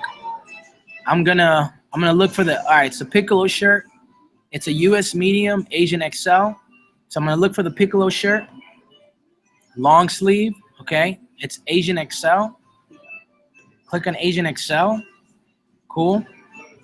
And then I'm gonna add to the. Okay, so this is important, okay? So Where do they order this? They order this from the United States. You see this? Uh-huh. This is important, okay? So because they order from the United States, over here, do you see where it says free shipping? Yes. I'm gonna click on that. I'm gonna change this to the United States because I'm not shipping to New Zealand. Okay? Do you see where it says e-packet, China Post, EMS, DHL? Yeah. I'm gonna look for e-packet. The reason why I'm gonna look for e-packet is because it gets to them faster. If I choose China Post, it takes them 15 to 39 days to get there. So which one's gonna be better for the customer, e-packet or China Post? E-packet. So you want anytime that you're shipping anything, you want to do your best to look for e-packet. That's like a golden rule, okay? But if you can't find e-packet, then China Post will do. Make sense? Yep. So I'm gonna look for e-packet. I'm gonna click OK. All right. And what I'm gonna do now is I'm gonna buy now. I just added this to the cart, I believe, right? Or no? Okay, so it's there. I'm gonna add to cart, and I'm gonna view shopping cart. How do you know Okay. that XL on the size is not medium? Like, how do you know that? Can you say it again, brother? I can't hear you. How do you know what size to put for the shirt, whether it's US medium or XL Asian? How do I know that? Yeah. If you go on the store, it tells you. You see this right here? So it tells you like the sizes and stuff. So then you can deliver it. So like from snooping around on my competition, I saw that they made mistakes. So they fixed it.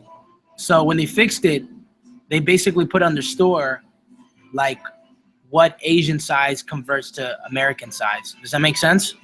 Yep. So so that's kind of how I know. And then I'll show you a little trick later in a little bit. I'll show you in a second. So I'm going to place this. I want you to pay attention. So, damn it. Freaking damn. All right. So here it is, right? So his name is Bo Williams. Okay. So I'm going to go back. I'm going to put e-packet. I'm ordering one piece. It's going to come out to $731. They pay $28.96 for it. Okay. I'm still making profit. And I'm going to basically buy from the seller. I'm going to buy all. Okay. Because that's all. And you see where it says buyer protection? Make sure these are clicked. Full refund, refund or keep. Make sure these are checked. So like they protect you. I'm just gonna log in real quick. PowerQuantumLC@gmail.com.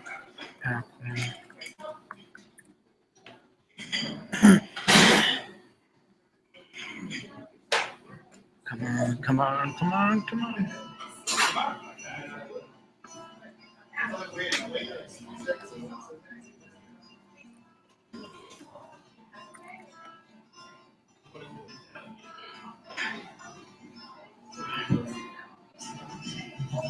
Okay, I'm gonna click where it says edit. I'm gonna edit their name. I'm gonna put Bo Williams.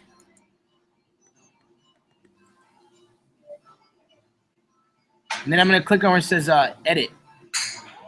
And I'm gonna take their address. This is in the United States. I'm gonna put their address there. They don't have an apartment. This section is for apartments or suites. Okay. They live in Venice. Okay, so I'm gonna delete that. What country are they in? They're in Florida. Dude, watching this real time is gonna it speeds your learning curve big time, bro. All right, so zip code. I'm gonna put the zip code right there, and then I'm gonna put my telephone there because I don't want them to contact them. I want them to contact me. And I'm gonna put safe ship. Safe ship. So now I'm just gonna double check this again. Bo Williams, Venice, Florida, United States, Florida, zip code 34293, 34293. You get the phone number? And then I'm just gonna do one more thing. I'm gonna see if this is on the map. Is this really an address or what? So I click on view map and it pulls up Google Maps.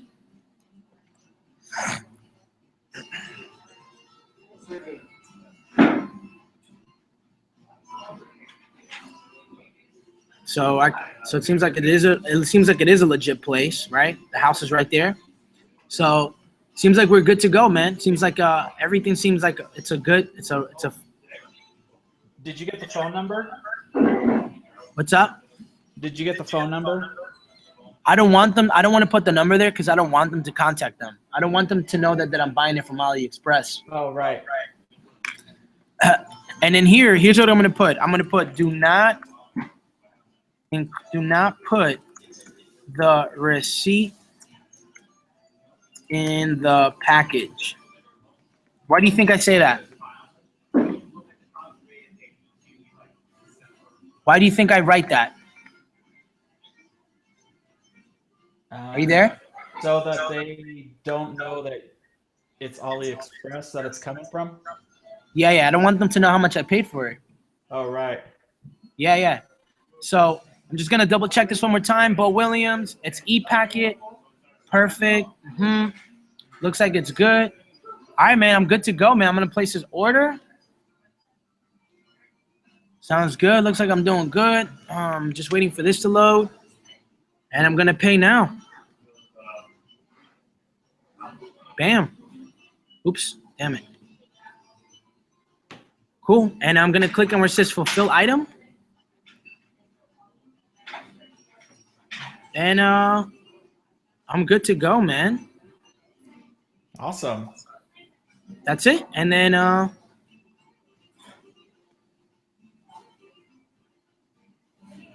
item has been fulfilled. So now if I go to my orders, By this point, have they already paid you?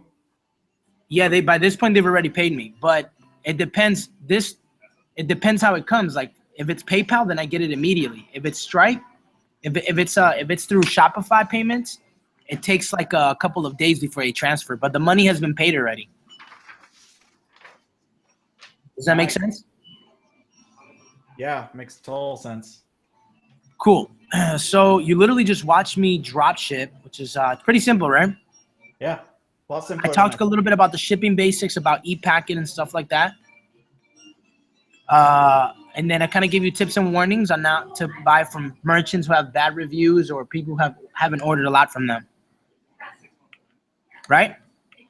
Right. So we're gonna take a couple of minutes, like a couple minute break, and then we're gonna hit it again. What are we gonna look forward? We're gonna be talking about product offers, the different kind of offers. We're gonna talk about building a brand, page optimization, sale process, high Facebook ROI, and then live case study. Again, we don't have to go through this entirely today, all of it. Maybe today was enough for you, but you'd let me know. Really quickly, before we take a break, you have any questions? I noticed there was a place to enter 2 phone numbers. So you're saying you enter your phone number, but you don't enter AliExpress's number. Is that right? I'm not going to enter the customer's number when I'm checking out through AliExpress because I don't want AliExpress to contact them. I want them to contact me. Okay, so you put your number in there. Yeah, I just put my number. Does that make sense? Yeah. Yeah, hold up. So what do you think so far? Like, what's happening in your mind? Like, tell me what was your biggest aha moment or what was your favorite part? Go for it. My favorite part was just what you did on Facebook, reverse engineering what's already successful out there. And then the other part is the whole drop shipping process. Like in my mind, I was always making it out to be more complicated than what it is. And so now it just seems like it's pretty straightforward. That's awesome, bro. That's why I love I love coaching, bro. Like when I went to the Mastermind, I pretty much got immediate feedback. Like I was so afraid to sell shirts. Like I was such a little scaredy cat, man. And then I was like, how do you sell shirts? I thought it was so complicated. And they're like, you just send traffic. I was like, really? That's it? And they're like, yeah.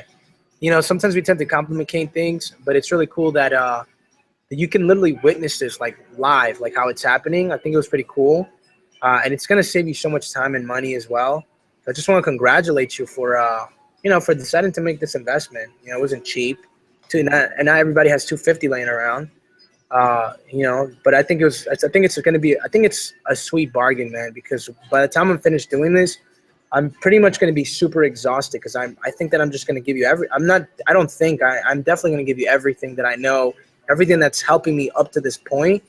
But I really believe that it's also going to stimulate more ideas, and I think you're definitely going to break past your first sale, break past your first $1,000 of Shopify, and hopefully this can be a good foundation and a stepping stone for building your empire. Because I'm sure that you're not just going to learn from me, but I think it's going to be a good introduction to learning from a lot of people who are crushing it.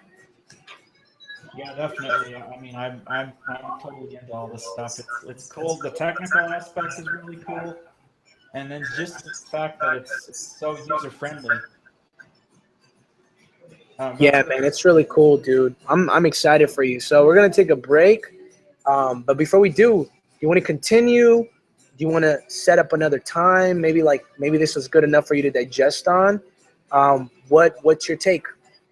let's continue, but let's take like a 10-minute break if that's cool. Yeah, man. I'm gonna eat something now, and then I guess we'll meet back in what time is it? 7, right? 7:05.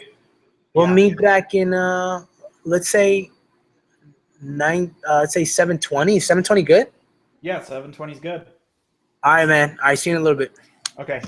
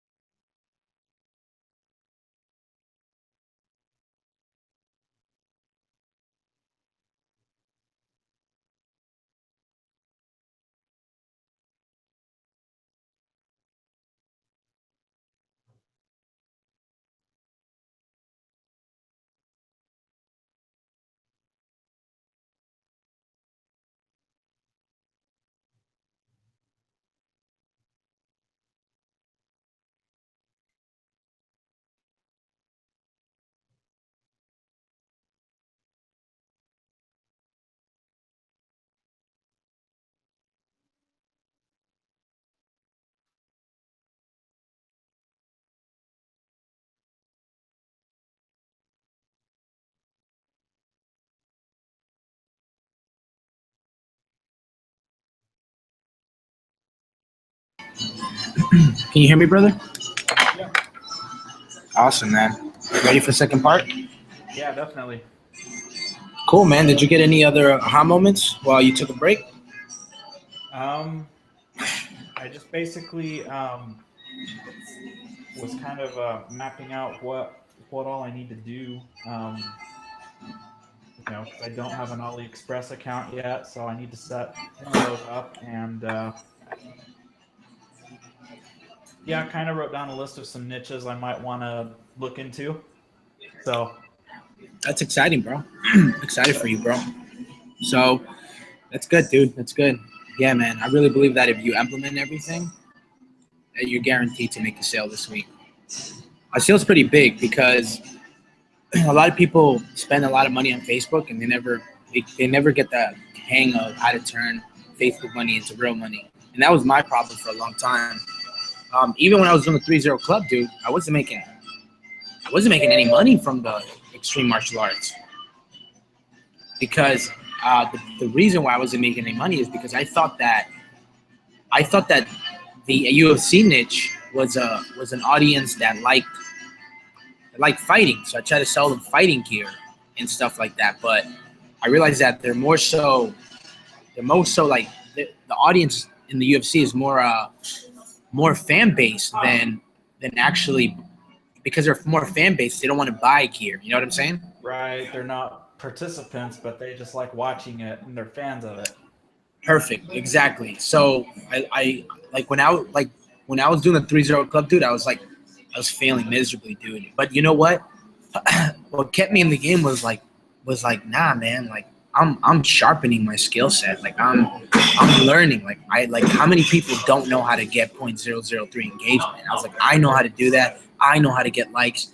And I was even getting leads. It was so funny. Like I was forcing people to like give me their email, and they were still giving it to me. So I just kept taking it. I kept looking at all the little wins that I was having, and I kept saying to myself, man, like I'm gonna make money with this. I'm gonna figure it out. I was kind of actually I got kind of burnt out. I got burnt out prospecting and doing coaching calls, and like even with Empower Network when I was doing Instagram, it was kind of automated, but it still wasn't automated. Like I would make sales, but then I would have to get on these coaching calls, and like I knew how to sell, but I just wanted to learn how to like for example, like my parents coming over, my mom coming over, and my sister's, well, not my sister, my wife's friend coming over, and then like only working 2 to 3 hours, and then chilling, like going to the beach and like coming back and seeing sales. Like it wasn't like $1 million, but like to me, it's like, yo, that's a start. And like if I could do that, I could do 1,000 in a day.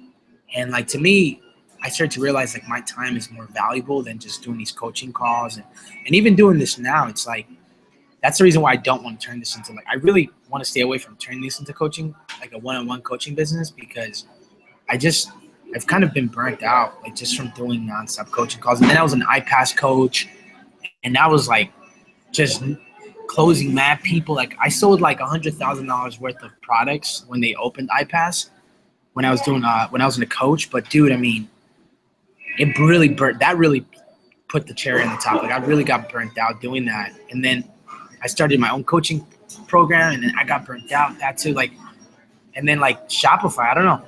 Shopify was a perfect thing. I was like, wow, this is really cool. So I'm taking the cash flow that I'm making in Shopify, and I'm still going to, I'm using it to build a list in the IM niche because I want to become like a super affiliate, kind of like what Chris Record does. Yeah. But it's way more money that you have to spend because it's so competitive. Like the cool thing about Shopify is that you can go into any niche where there's no competition and start making a killing. You know what I'm saying? Definitely. Yeah, I'm, And I'm like, starting to see that more and more now. yeah, and like for example, like the shirts cost like $5 to make, like for this Dragon Ball Z and superhero niche, and you can sell it for $24.95, and people will easily buy it. It's pretty big, you know. The margins on that is huge.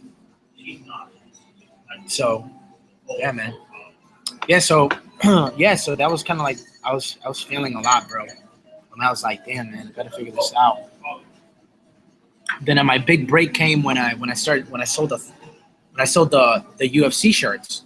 That's the only reason why I sold the UFC shirts, because I finally understood that they're a participant.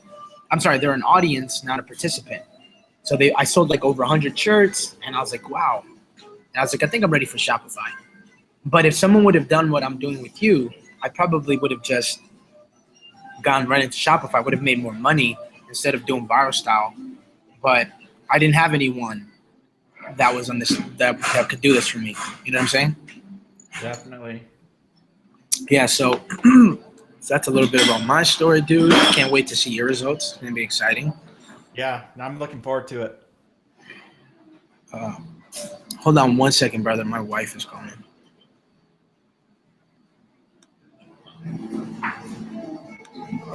Hello, baby. Babe, I'm on a coaching call right now.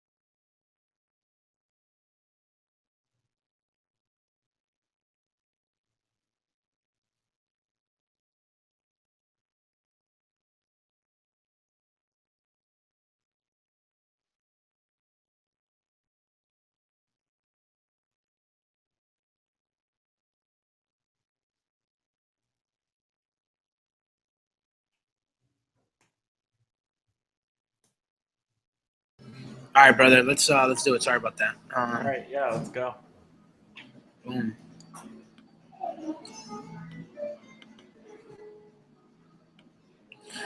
All right. So now let's talk about the different kind of offers. You got upsell offers, downsell offers, reoccurring offers, email offers, free offers, bundle offers, bonus offers. Thank you. Appreciate it. So these are all the offers that we have. Okay. Which one of these? We're gonna cover all of them and how they work. But really quickly, what are some of the offers that really intrigue you, that you would like to kind of like dive into? Um, I would say the free offers and then maybe the recurring offers. Okay, cool, I, awesome. I, So I like the whole follow up idea as well. sweet. So yeah, the recurring or the email. Yeah, Yeah, just yeah, yeah. whatever you want to say about all of them is, here to take notes and implement this. So Sweet, bro. Sweet. So all right. So I'm gonna cover all of them, but I want you to understand that I don't do all of them. If I did all of them, I think I'd be rich, a lot rich, like really rich, right? So I don't do all of them. And obviously, you already know how much money I made with Shopify. I'm just learning. I just launched my store 30 days ago. So I'm gonna teach you. I'm gonna show you the ones I'm doing and how I work them. And then I'm also going to show you, I'm going to give you examples of what other people are doing and how that works. So then it can give you an idea of how you could really start crushing it. okay, Sounds fair? yep, sounds good. All right, man, let's do it. So let's start off with free offers. I know you mentioned that. So we'll start off with free offers. And I actually have a product right now that's bringing in sales. Okay. And I'll show you right now which product that is.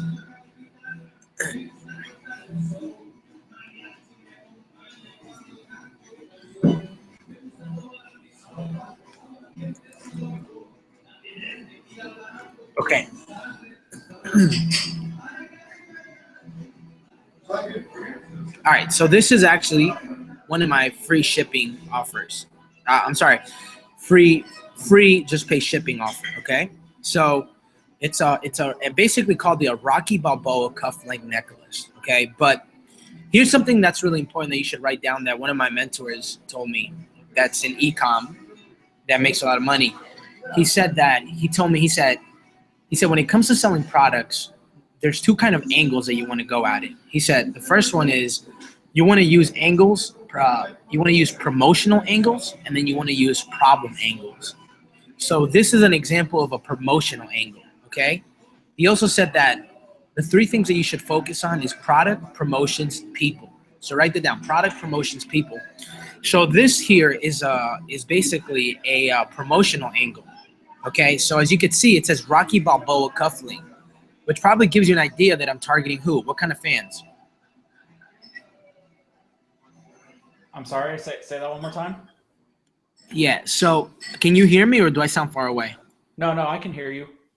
Okay, so what do you want? What do you need me to repeat? What's the last thing you heard? Product, promotions, and people. Yeah. So this. Okay. So yeah. So the angle that I'm going with this is a promotional angle, and this product is called Rocky Balboa cufflink necklace, right? So Right. based on this product that says Rocky Balboa, right? What kind of audience do you think I'm targeting? People that are into boxing and they're into Sylvester Stallone and Rocky and Yeah, perfect. So these are the people who are fans of these, right? I'm gonna target people who are fans of these, right? So let me show you how let me show you how this works, okay?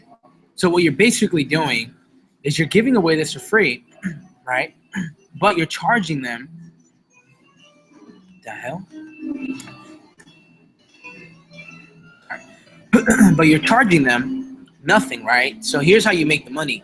Typically, when you're finding products that are free, like you wanna do the free offer, just pay shipping. You want to make sure that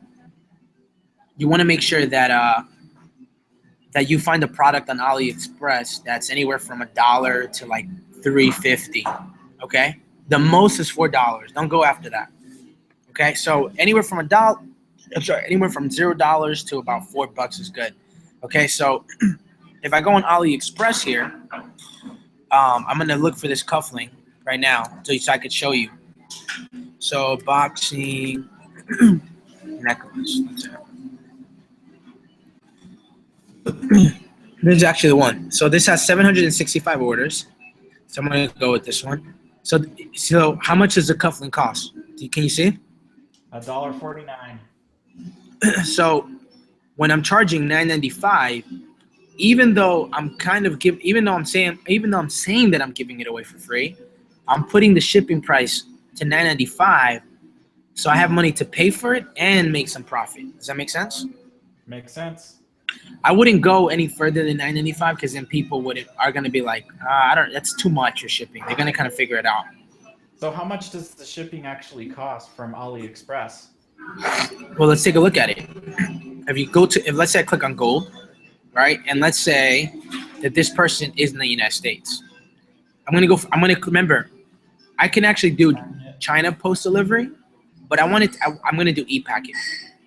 If you can give them a faster shipping delivery, just do it. Even though you're not gonna I can make more profit if I just leave it here, but if you can get them faster shipping delivery, you'll get them to come back to your store. You'll get them to like you. You'll get them to talk about your store. Does that make sense? Yep. So it's $244. So it's $393 total price. If you do $9.95, I think it's cheap shipping.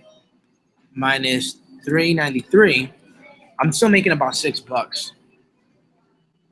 Okay. Does that make sense? Yeah. All right. Now with the free shipping, the real money is in the back end. It's actually in the back end. So there's two ways that you can do this. Okay. So like when you sell this to these people, right? You want to make sure you have something else that solves their itch, something else that makes them that reinforces in their mind that they're Rocky fans, right? So that's when you create an upsell product. So the free plus shipping actually, right, goes into the upsell offers. I mean, all of the offers should go into an upsell offer, but it also goes into the upsell offer.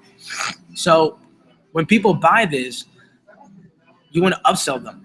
Now, I was testing this product out, but now that I know that it's selling, I'm going to be upselling them to another Rocky product. So one of the things that I checked out is if I put in Rocky Balboa. Is it Canva? Maybe it is. Yeah. So there's a couple. I mean, this one sold $66. I mean, there's 66 orders. Let me check. Let me check. Watch count. If I put Rocky Balboa, see what that pops up.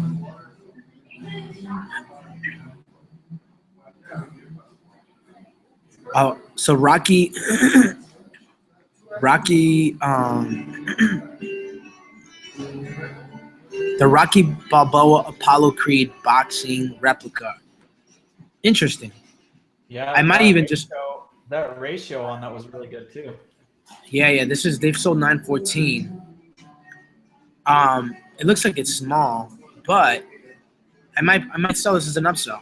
I might even just buy it straight from eBay instead of AliExpress. If they may not ship to Canada, and it's fine because I'm only shipping to the United States. I'm only targeting people in the United States.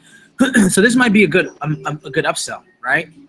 Now, I'll show you two different ways that you can upsell people, but then I'll tell you which one my mentor recommends.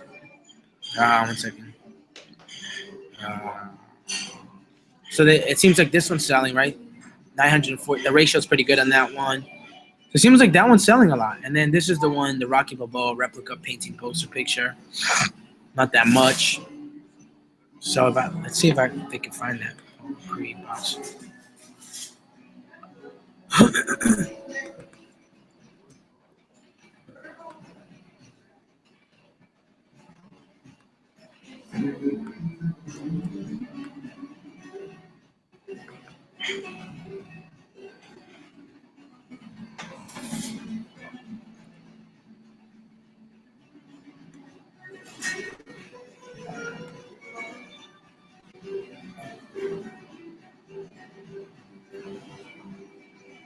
Oh, it's this one right here. Damn, they're selling it way more though. Actually, AliExpress is selling it for way more. I wonder if it's because of it's bigger. I wonder. Oh, interesting. What size is the eBay one? Oh, it's smaller. Yeah, it's like way smaller. Yeah, so this actually might be a good upsell because, I mean, if I go on eBay, I mean, it's got a lot of sales, right? And then, except that they're selling the little tiny one. I might play with it, right? I haven't done that because I'm still experimenting, but I'm probably going to put this as an upsell, right? Anyways, you want to do something that reinforces in their mind that they're true fans. So if they bought the Rocky Balboa necklace, why don't you sell them a poster like that? So now not only are they wearing it on their neck, but now when they go into their living room, they can see it there on their couch. Does that make sense? Yep. So it's really with just making sure you reinforce that in their mind. So if this cost me $35, this is a pretty big size. It looks like it. I mean, I'm not sure. Is this one the biggest? I'm not even sure. I'm not really good at measurements, but I'm assuming that this really big one is the last one here, right? Yeah. I'm not even sure. I suck at math. Yeah, I don't know, but let's not get stuck on that. But that's kind of what we would do. Another thing is like the people who are buying the Dragon Ball Z, the Dragon Ball Z shirts, I could probably upsell them. Oh, I'm sorry, the Dragon Ball Z keychains that people are buying. Like if I go. Like if I go to for example, let's go to this one. Someone actually bought this keychain pendant, right? Right. Someone bought this keychain pendant. I made a killing on that international shipping. Someone bought this, so this is easy. If they bought this, a good upsell is going to be a DBZ shirt. Does that make sense? Yeah, definitely. Yeah, and what you want to do is you want to create like 3 or 4 upsells, right? And then eventually what happens is that you end up just selling them more and more stuff, and you want to make sure everything's relevant. So when it comes to the free plus shipping thing, that's really the objective. That's really the goal, is to basically get them to just buy something from you and then sell something on the back end to make more money or to make your money back plus more. And then try to see how many relevant products that are relevant, products that reinforce their commitment that they are true fans, that you can find that are already selling, and put them on the back end. So here's how you do that. There's an app called there's an app called it's called damn it. I don't even have it because I don't use it. But there's an app called Upsell Product. It's actually from this same company. Is it the one up on the right there? I think I saw it. Hold up. It's actually this one. They have reoccurring orders, and then it's I saw customer. like Oh, you saw one on the other page? Yeah. It's on the right hand side.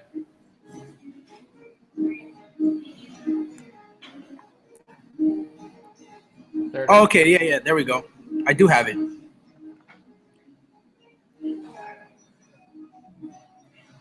It's called Product Upsell. So, let me see. I think I have a couple. Yeah, cool. So, iPhone T-shirt upsell to T. All right, so these are on actually. So if I actually go to self-defense bat, let me see this.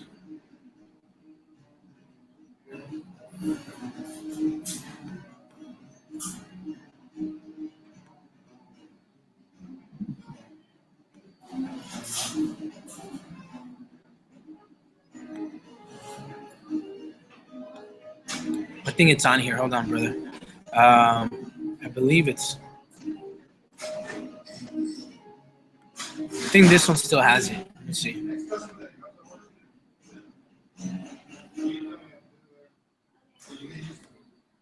You see what just happened there? Yeah. So when they click on this, right? Oops. When they click on this in the checkout button, this pops up and it offers them a checkout, like an upsell, like a recommendation. Hey, why don't you get this as well? You see that? Yeah. So you could do that. That's what that app is called. And they pretty much they kind of explain to you, like, you just got to read and just follow how to connect it. It's pretty simple. So I was doing that, but actually doing it this way can actually hurt your front end sales. But you can test it again. You can test it and see how that works for you. I still have a lot of testing to do, so I'm not gonna even front. I'm just telling you what someone else told me. So I would test it if I were you. And here's the other way that you can do it. And this is a way that basically you basically use something called MailChimp. And actually, I already have it on one thing. So MailChimp, it's an app that you can connect it with to your Shopify store. So I sign in with my Shopify credentials. Da da da da.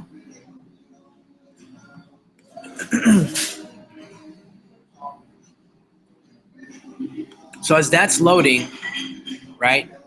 There was this product that I was selling, free shipping. Where's it at?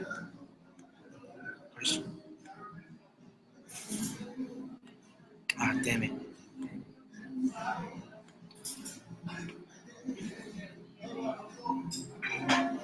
All right, it's actually this. This is free shipping, actually. You see this? Yeah.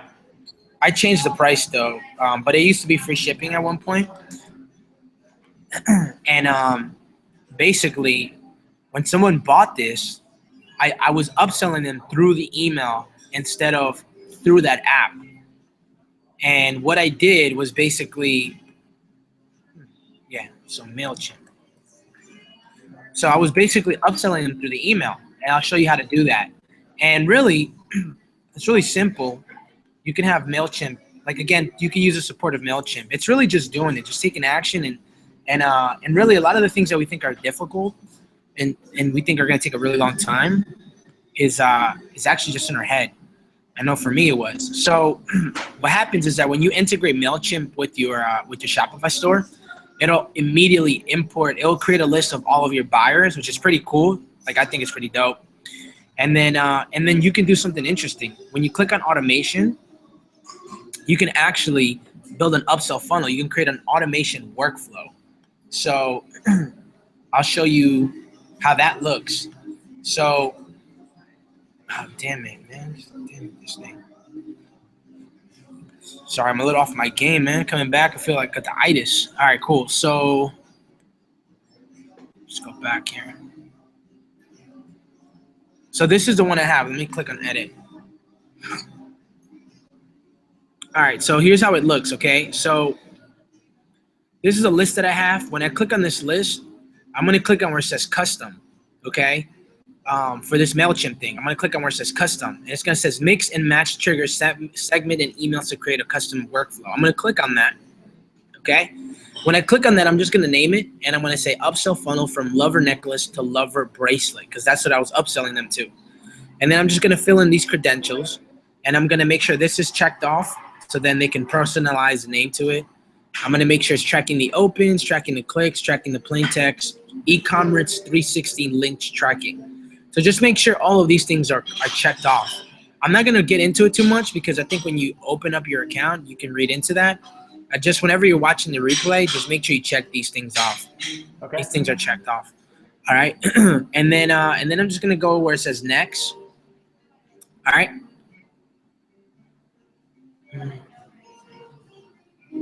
Acknowledge it? What the hell does that mean? Okay, I acknowledged it. You must acknowledge the front manager's pointing before proceeding. Maybe you have to go in and check. Oh, okay, I'm sorry. I'll risk it. Got it. All right, so now what happens is that this is basically going to ask you, see where it says trigger workflow when the following conditions are met? Uh-huh. So what this basically means is that this is going to trigger an email when something happens. So what I'm going to do is I'm going to click on says, and it's going to say, I'm going to go to where it says e-commerce 360 event. You see that? Yep. And then I'm going to put, I want this trigger to, I want an email to be sent when a purchase is recorded. But not just any purchase, a specific product purchase is recorded. But you can even go into categories, but I'm going to put purchase. And I'm going to select the product. So now I'm going to look for it.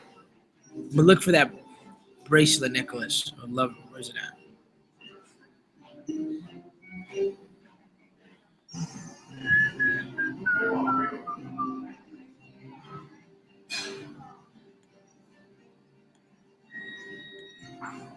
So I'm going to look for a product. I don't know where the hell that's at. Forgot what I called it.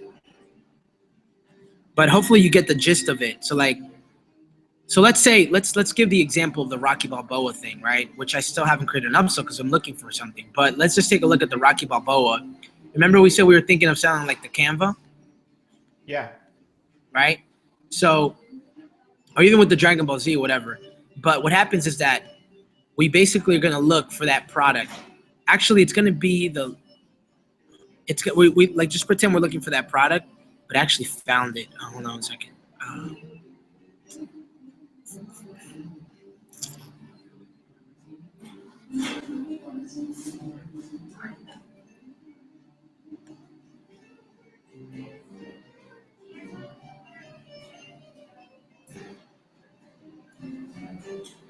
Okay, this is it. So like when someone buys the necklace that I was selling that time, I want it to trigger something. So I just basically clicked on where it says on e-commerce 360 events, a specific product purchase is recorded. And that specific product is going to be the lover necklace. So when someone buys a lover necklace from my store, which happens to be, let's see if I still have it, which happens to be that thing that I just showed you. when someone buys that, it's gonna trigger an email. So I'm just gonna click next. So this is going to be the email that I created already. Okay, so here's something that you want to, when you watch a recording, just make sure you actually look through this. So I'm gonna click and make sure it says every day, and according to statistics, the best times to send it is to send it at 7 a.m. Eastern time. Okay, so that's the time, and then I'm gonna click save and continue. Okay, so here's the email. Here's the email that I created. Oh damn it! It keeps taking me here. Here's actually the email that I created. Okay. How come it keeps taking me there? Oh, right there. Oh, there it is. So let me just show you really quickly. I know I'm like rambling. I'm like, damn, dude, cut it out. Hold on.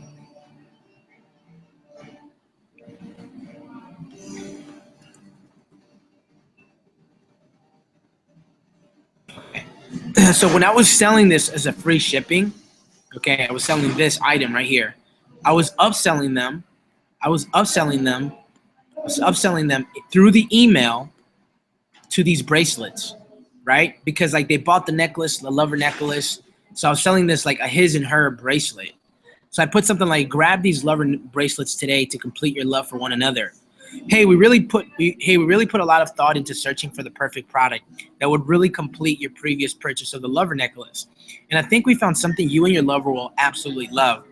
Normally priced at $48.24, but if you go here and buy them right now, you can get them at an all-time low for only $28.36, and you save $19.88 today. Grab them here now before the sale ends soon. So when they click on here, it takes them back here. You see that? You see how I get them to come back to the store? Yeah. So what you can do, right, the best, according to like what the numbers and what people are saying, is that the best way to upsell people is through emails instead of the app, because I just made a sale, brother. Nice. Did you see that? Yeah. Dude, that's freaking awesome, bro. Oh, dude, I'm so happy that happened, man. That's really cool. Yeah, so dude, again, like I'm telling you, bro, like the money's not in coaching, bro. It's legit in this thing, bro. Like I'm literally having mad fun, like teaching you and showing you the ropes. And like as I'm teaching you, like I just made a sale, bro. Like that's crazy. Like you can't even do that in the IM. Like in the IM niche, it's like you don't make sales like that. You collect emails and then you have to warm them up. You know what I'm saying? Yeah. So like, anyways, that's pretty cool. I'm glad that actually happened. I actually got really excited right now. So anyways, so this is the best way to upsell them, okay?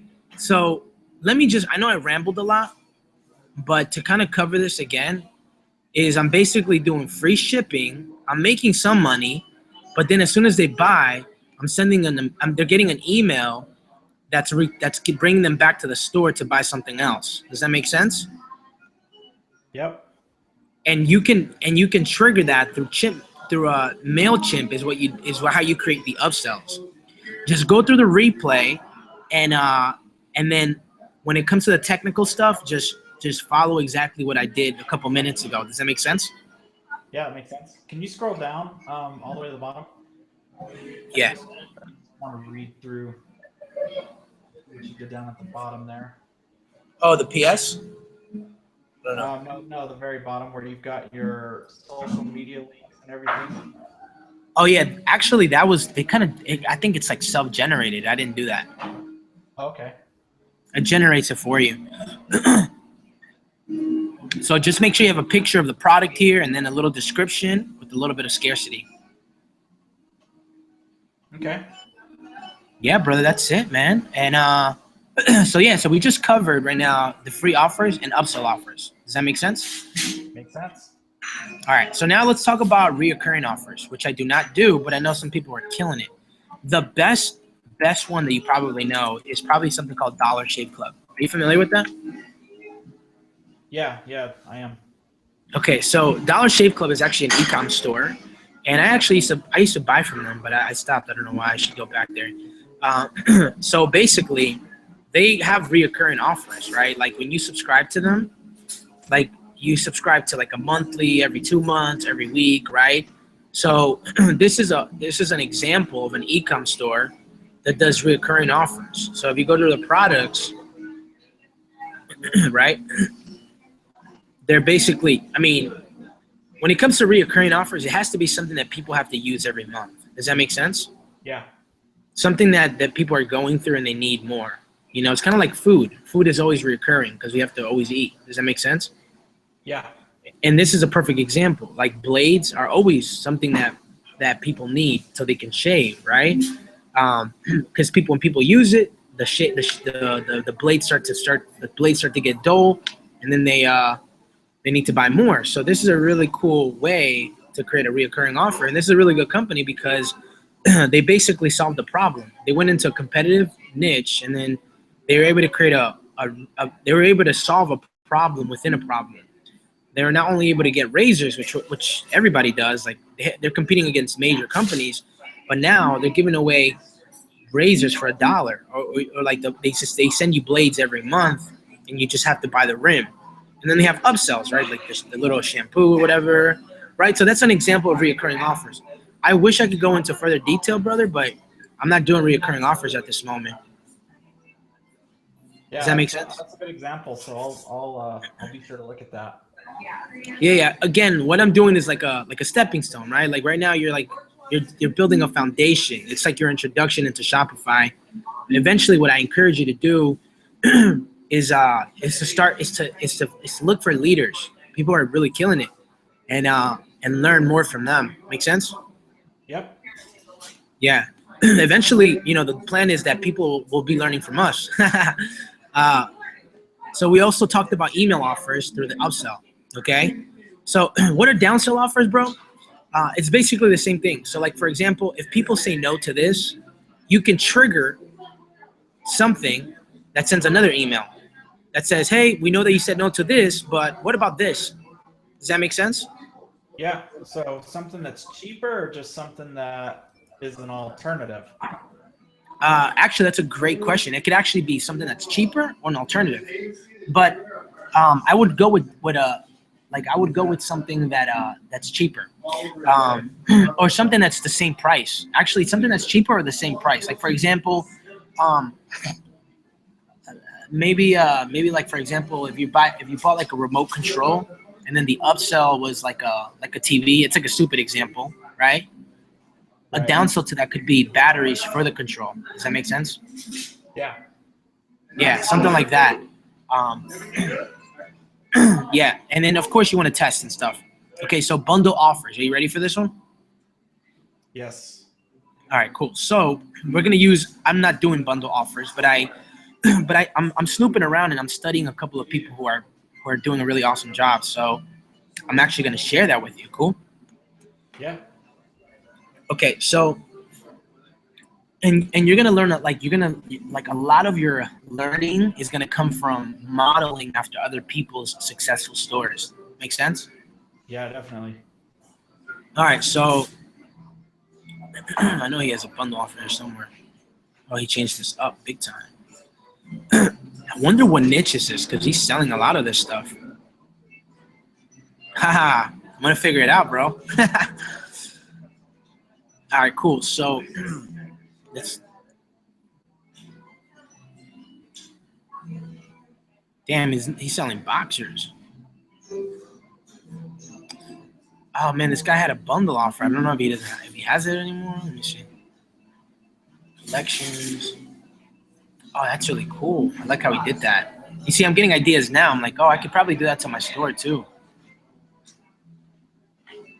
Oh, hold on. Superheroes. Superman.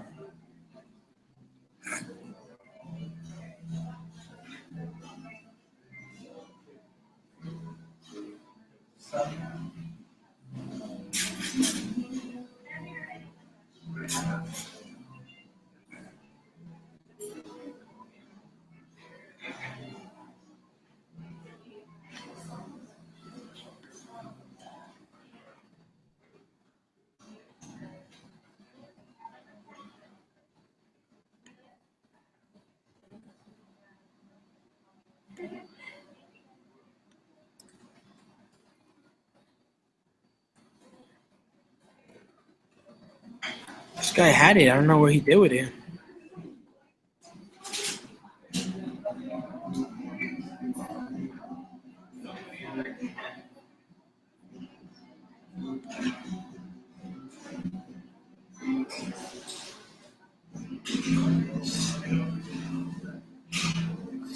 I'm not sure where it's at, but what he was doing, it was really cool. Was he would basically take like do you see the Superman shirt? Yeah. And Batman? He would take this shirt and also add this to it. So you're actually buying the shirt and the keychain in a bundle. Okay. And that would he would sell it for a little bit more, but I mean he was making more money and he was selling it in bundles. So bundles can be like, this is an example, and he had it before. It's like selling this shirt with these keys in one shot. Does that make sense? Yeah, definitely. Let's give another example. Like another example actually that I could do, brother. Kind of like a real Xbox with like Call of Duty or something. Oh, dude, exactly. You see now, because that's perfect, brother. Because that's actually perfect, bro. That's a perfect example because like they do it all the time. Like people will buy like whenever they come out with new games, like Call of Duty, they'll sell the console, like the limited edition Call of Duty Xbox, and it comes with the Call of Duty game, the Call of Duty control. You know what I'm talking about, right? Yeah. Yep. Definitely. That's actually perfect, dude. Actually, you give me a brilliant idea.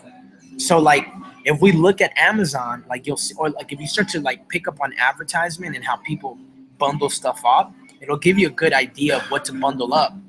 And when you bundle stuff up, bro, it's not hard. It's pretty simple. It's pretty easy. So that's actually cool. It's actually really cool. So yeah, so that's what bundles are. I'm not doing bundles right now. I'm not doing any bundles, but if I did, what did this person buy? Oh, he ended up buying 2 of these.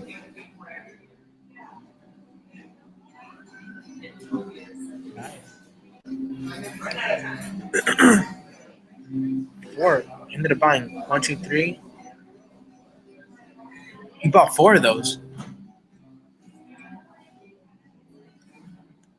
All right, cool. So that's bundle offers. Again, I don't have much material on that because I'm not doing bundle offers. But another bundle offer that I'm probably gonna start doing would be an example would be for example, if I do like the Dragon Ball Z shirts, like if I do a Dragon Ball, if I do like a Dragon Ball Z shirt, and then I also include like this. That actually would be a really good bundle. For example, like if I do a Dragon Ball Z shirt, like let's say I do Goku, right? I do Goku, and then I put the Super Saiyan Goku with the keychain. Does that make sense? Yeah. So that could be a bundle right there because I know people are buying the pendant and I know people are buying the shirts. No, thank you. But you know what? You're over here. Why not? Thank you. I appreciate it. You're the best. That's good. Thank you. So those are ideas. Does that make sense? Definitely. Cool. Awesome. Bonus offers. So bonus offers is can be like, for example, this could be like a bonus offer. It's kind of like a bonus offer, but it works too. So like a bonus offers is like, it's kind of like an incentive. Like, hey, you know, if you buy this, this, and that, then this happens. So like a bonus offer, I'll show you 2 bonus offers. So one of them, you see how this popped up and it says $74.03 away from free shipping. That's a bonus offer. I'm giving away free shipping as a bonus, but first they need to buy more than $74.03. Does that make sense? Yeah. So that's a bonus offer. This little thing right here is a bonus offer, right? I'm offering a bonus of 10%, right? If they buy today, and this is a coupon code. Make sense? Yep. I'll go over the pop-ups, and I'll go over like the apps later in a little bit. But these are actually two good examples of bonus offers. And again, as you start modeling after other successful stores, you'll start to get more ideas, and you'll go like, oh man, that makes sense. This, and that. You know what? That's probably a bonus offer too. Another bonus offer could be like, buy 3 get 1 free. Does that make sense? Yep. Cool stuff, bro. All right, cool. So that's that. Where the hell were we at? All right, cool. And referral offers, which I'm not doing, is like is for example, is and I should get into this. I don't know how to do this, and I'm gonna start asking on how to do this. I'm gonna start asking questions, and then I'll share with you when I get the answer. So referral offer is, for example, when someone buys something, is like share this post or share this with somebody, and you'll get this. You'll get like 10% free, or like you'll save 10% on your next on your next purchase. Or so there's like two kinds. The first one is like, for example, share this and you get 10% on this offer even before they buy. Another one can be save $5, but this referral offer is introduced to them after they've bought. So after they've bought, you can say something like, share this and get $5 off on your next purchase that you bought this. Does that make sense? Uh-huh. So that's what a referral offer is. I'll give you an example, but it's not in the IM niche. It's not in the Shopify niche, but I think if you see this example, I think it'll make sense to you. More sense, which I'm sure this referral offers already make sense. Oh no, damn it, I exited out. Whatever. All right, so do you see here how it says, you see how it says over here, share to unlock step-by-step PDF, share to Facebook? Yeah. So this is a referral offer. Does that make sense? Yep. Right? Because in order for me to get the PDF, I have to share it on Facebook. So just imagine this, but for your Shopify store. Does that make sense? Yeah. Sweet. All right, so I kind of just went over that section. I kind of went over all of them. So what we're going to do is really quickly just ask me. I'm sure you have questions, or maybe you don't, or maybe you do. But go ahead, man. Do you have any questions? What are your top 3 that you stick with? I'm doing free offers. I'm doing free offers, and I'm also doing like it doesn't say here. I didn't write it down, but I'm doing front end offers. So I'm doing a lot of free offers and then front end offers. So front end offers is basically like this. I'm directly selling these shirts to people. So like it's not like a free shipping. It's nothing. It's just me selling it to people. Okay. So those actually my top. It's free plus shipping, and just selling directly to an offer that I know is already working. I need to include email offers. I need to include more upsell offers, and I'm going to introduce bundle offers and see how that works. Yeah, I think depending on what you use that for, it'll work out really great. Like it obviously works for video games and stuff. So yeah, so I just got an idea, and I believe it's gonna work. I'll test it out, but here's an idea I'll just throw at you, like a bundle offer. Like for example, when it comes to retargeting, like I'm collecting people's information, right? I'm collecting their data and stuff like that. So when it comes to retargeting is all about showing them the same thing but from a different angle. Okay, that's what retargeting really is about. Is showing them the same product just from a different angle. Okay, so I think how I'm gonna do the bundle offers is I'm basically going to like the people who basically saw the keychain and the people who landed on my page for the shirts. I'm gonna create a bundle offer, and I'm gonna say, hey, check this out, and it's gonna be a bundle offer of the shirt and the keychain. I think that would work really, really well, but I have to test it. But that's an example. That's probably an idea I'm just throwing your way. I'm gonna do it, and I'll let you know how it works. okay.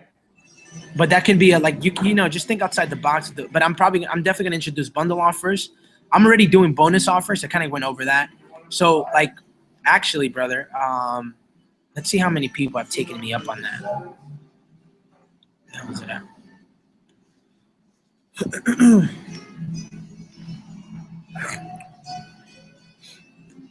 Let's see how many people have used my bonus offer.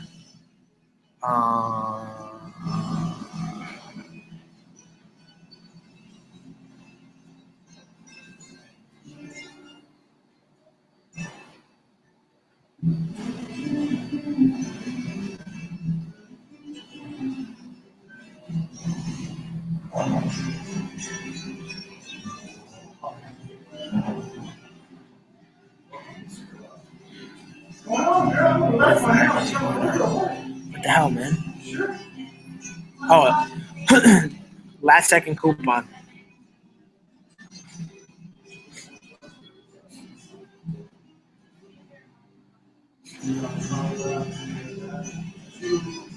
So, do you see this right here?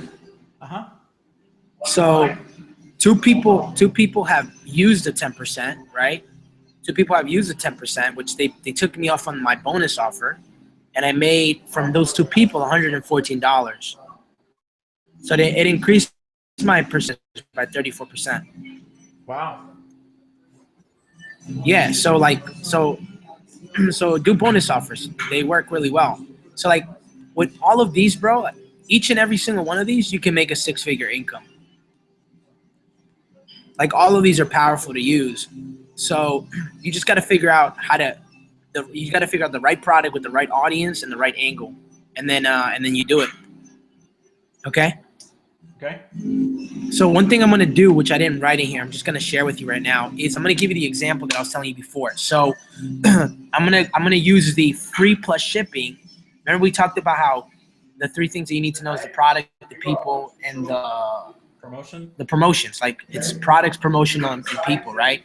So I'm going to show you the angle that I took to basically sell these little Rocky Balboa boxing necklaces. Okay.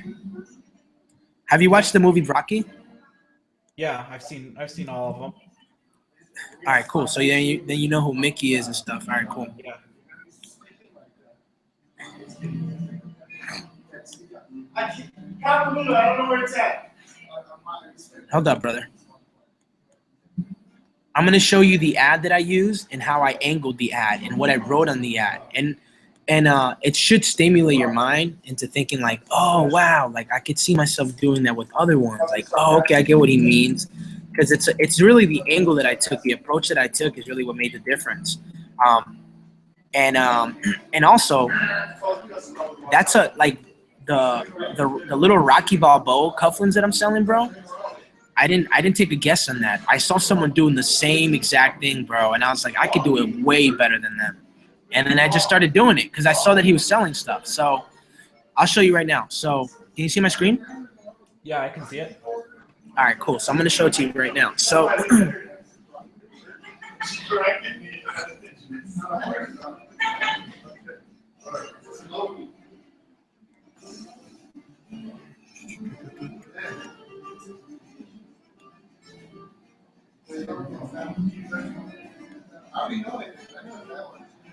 all right, this is a PPE ad, which you're familiar with because you did the 3-0 club. So do you see this?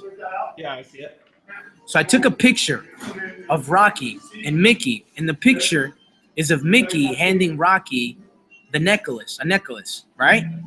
Yeah. So the angle that I took is this: Rocky fans, get a replica of the cufflink, of the cufflink boxing glove necklace Mickey gave to Rocky. Pretty awesome, right? Yeah. So I could have just sold this, like, but I it's how I angled it. It's the promotion that I like. The promotion is free shipping, and how I angled it is that, yo, this is, remember the moment in the movie when Mickey hands a necklace or whatever? Yo, it's a replica. It's that exact one, but it's not really. It's a replica, so they should know. But so like that's the angle that I took, right? So check this out though. You're gonna find this really hilarious. This is where I got this idea from. Do you see his? Yeah. So, dude, what I'm telling you works, bro. Like, I'm telling you, like, I'm taking all the guessing out of the game, bro. And I'm literally modeling after other people. So I did exactly what I told you before. I started to snoop around, see how many people actually ordered it. I wasn't just going to trust this. I wanted to know how many people ordered it. So then I said to myself, I don't want to copy him. You know, like I don't encourage you to copy. I encourage you to model after people. You know what I'm saying? So I said, how can I make this better? Okay. I was like, this picture's ugly as hell. Okay. Like, it's really ugly. Like, it's super confusing. It's like, it's really, you could tell someone just, I don't know. They don't know I don't know. Like this, when I saw this, bro, I was like so inspired. I was like, oh my God, if this person is selling this, oh my God, I'm going to kill this. You know what I'm saying? Like, it's a really ugly picture. It's like confusing. It's like all these weird gloves. Like, how many are you getting? 4 or 5? It's like 3 different colors here. This one looks bronze, you know? So I was like, I could do a way better job. I just need to know if people are buying it. When I saw that people were buying it, I was like, holy cow, this niche is a passionate niche. People are buying this stuff, right? But guess what? Guess what I also found out, bro? When did Rocky come out? In the 80s? Did the movie come out in the 80s? Yeah, I think 70s through like 90s, I think. Okay, perfect. So I found out that this is an evergreen product. This is an evergreen product. Okay, what year are we in? We're in 2016 and people are still buying this? Yeah. That means that I'm not relying on a social trend. And it's cool. Like, when I did the Nate Diaz shirt, bro, I was literally making like $200 to $300 on autopilot. And like, it just kept going further and further and further. And then it would have kept going further, but then guess what happened? What was that? Nate Diaz's manager contacted me and he said to take it down, or else he was gonna sue me or something like that. Oh, dang. Yeah, it was really stupid. I was like, why would you say that? Like, you should ask me what I'm doing. Like, you should hire me. You know what I'm saying? Not threaten me. Huh. Anyways, I learned from that. I learned, but anyways, so that was a trend that's only gonna last for a couple of months or a couple of weeks or a couple of days, really, right? But the Rocky. So when you're promoting products, also ask yourself, like, is this an evergreen product? Like Dragon Ball Z, right? That's an evergreen product too. People are still buying it. You know, like, how long ago was Dragon Ball Z? I don't know. It's been a long time, but people keep watching it. You know what I'm talking about? Yeah, that's Dragon Ball Z, like 90s, 80s, 90s. Yeah. So also ask yourself, how can I promote evergreen products so you can build a more sustainable business. So so I took this, bro,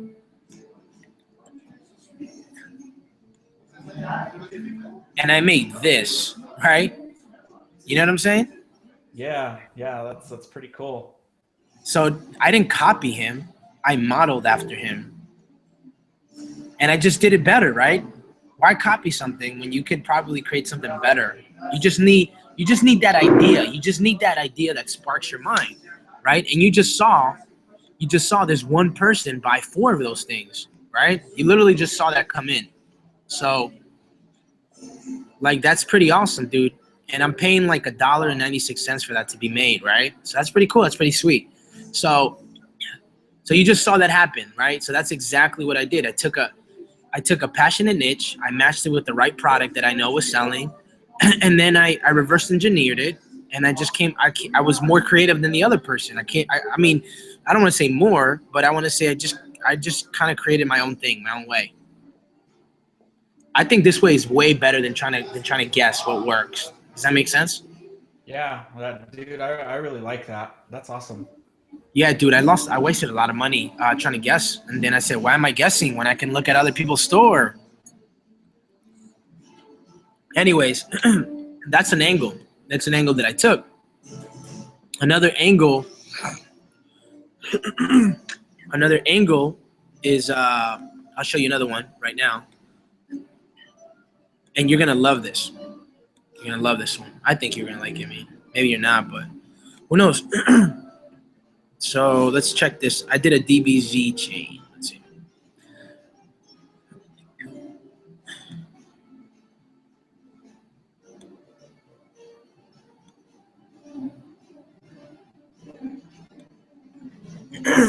So this is okay. So let me show you what this is, right? But before I show you this, let me show you another version of that. I'm going to show you the same product that I'm selling, but I'm promoting it two different ways. I think you're really going to enjoy it. So, all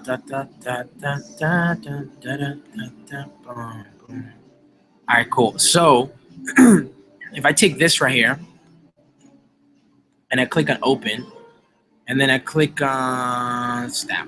Okay, cool. So you see this, right? Yeah. Okay, so this is one of the ways I'm advertising, okay? Someone's like, I want all of the first, you know, people want it. And it's not a surprise to me, bro, because I know that if I find the right product and I do the right research, which I'm gonna show you in a little bit how to do the dude, you're gonna be so blown away by this research. That I actually gave it away for free. I shared it with the group, but I don't think no one took action on it, bro. Because like everyone like kind of like just nodded their head. I was like, what the hell? Like, am I not explaining this right? Anyways. But when you find the right product with the right audience, it's not hard to sell. So this is a form of selling this keychain. This is a PPE ad, which you're familiar with that when you did the 3-0 strategy. Yeah. This is a post-page engagement ad. Okay, this right here, you can do a PPE out of this, and I have a version of that. But I'm actually doing website conversion ad, and it's a video. So what that means is that Facebook is going to optimize this video for purchases instead of engagement. What was that ad called again? I'll show you them all in a second, but it's called the website conversion. And then you basically tell Facebook what you want it to optimize it for. Like, do you want it to optimize for clicks? Do you want it to optimize for engagement? For me, I put purchases. Okay. But anyways, I want you to check what I did here.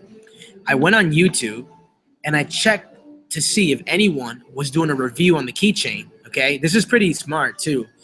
And and I didn't learn this. I actually got this idea from other people, right? Just from like listening and asking questions. And I went on YouTube and I wanted to see if anyone had bought this product and done a review. You know how people on YouTube do reviews for things? Yeah. So I found one. So what I did is I edited the video, and you know how to edit stuff because you did the 3-0 Club. You see, again, the 3-0 Club was a big foundation for me. A lot of people think that like the 3-0 Club is they just think I'm trying to sell it, but in reality, bro, it really helped me out a lot. Can you hear me? Yeah, like I totally agree. 3-0 Club is definitely something that I mean, that is a foundation for all this stuff if you want to do it really effective. Yeah, bro. So I know that that's why I wanted to coach people I knew instead of strangers, because then they're like, huh? Anyways, so what I did is I basically went on YouTube. I basically downloaded that video review into my computer. I edited it. I looked for the Dragon Ball Z anthem song. I put that in the video, and I muted his whole voice out. And it's basically a video with the Dragon Ball Z song, right? And basically the video showing the product. The best way to sell something, I read it from this book called Triggers. It's through demonstration. So I don't even need to say anything. I don't even need the kid to say anything. It's probably going to screw it up. I'm just going to demonstrate the product because it's already proven to sell. So I just need to show them what it looks like, and it should spark an interest, and it should get them to pull out their credit card and buy it. Does that make sense? Yeah. So I'll show you the video really quickly. It's really cool. Can you hear the music? I can't hear the music. Okay, cool. You can't hear it. Right. You probably can hear it now.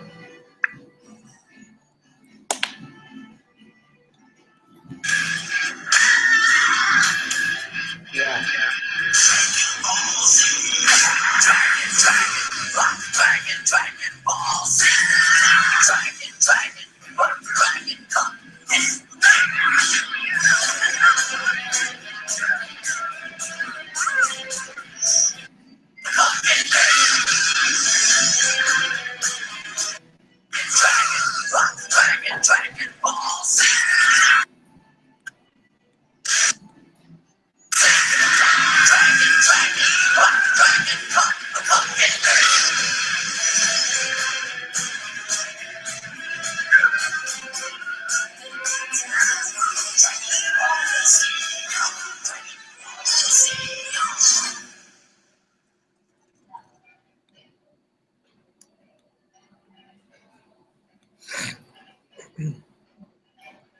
Were you able to hear that, brother?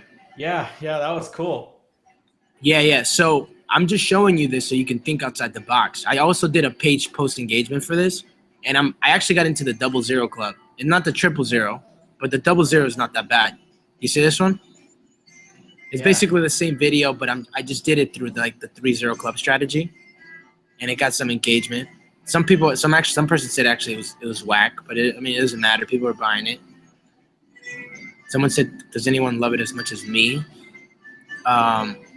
So I mean, you want to get creative with it. You don't want to always run the same ad. You know what I'm saying? Definitely. But really, the two ads that are working really good are page post engagement, picture, video ads, like the 30 club method, like the page post engagement videos, page post engagement ads, and then WC's website conversions, and of course retargeting. That's really what's working. And I'll show you the ads in a second, how to, like, when you're placing the ads on Facebook. So that's another angle, right? This is an angle that I decided to do. Yeah, so we just covered that. So let's see what we got left. All right, so let me ask you what would you like to learn right now? This is probably we may have to do another session, but I don't know yet. I got to see, like, if my wife's picking me up soon, then we might. But which section would you like to learn next? Building a brand, page optimization, sales process, or high Facebook ROI? I think, like, for now, because, like, I wouldn't mind doing another session if because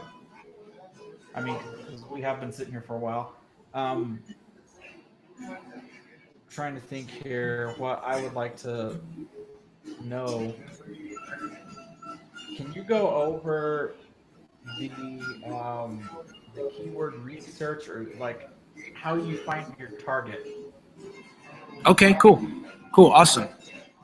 So we're gonna go into, like, the Facebook ROI then. Yeah, let's do that, because I think yeah, that'll be enough, for me to kind of try and wrap my mind around for now, and then we can do the rest of it whenever you're available. Okay, perfect. All right, so we're gonna do the high Facebook ROI. Are you ready for it? Yeah, definitely. Let's do it.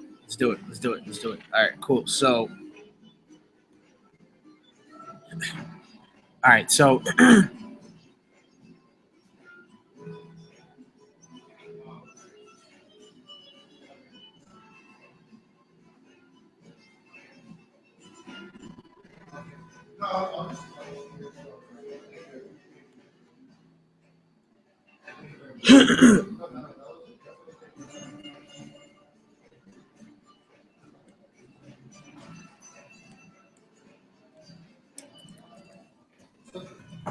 this works for anything. Okay, what I'm showing you works for anything. This is exactly the process that I do to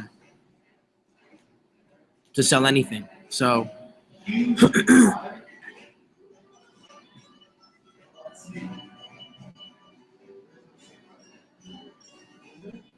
is that a secret vacuum? Is it CQ?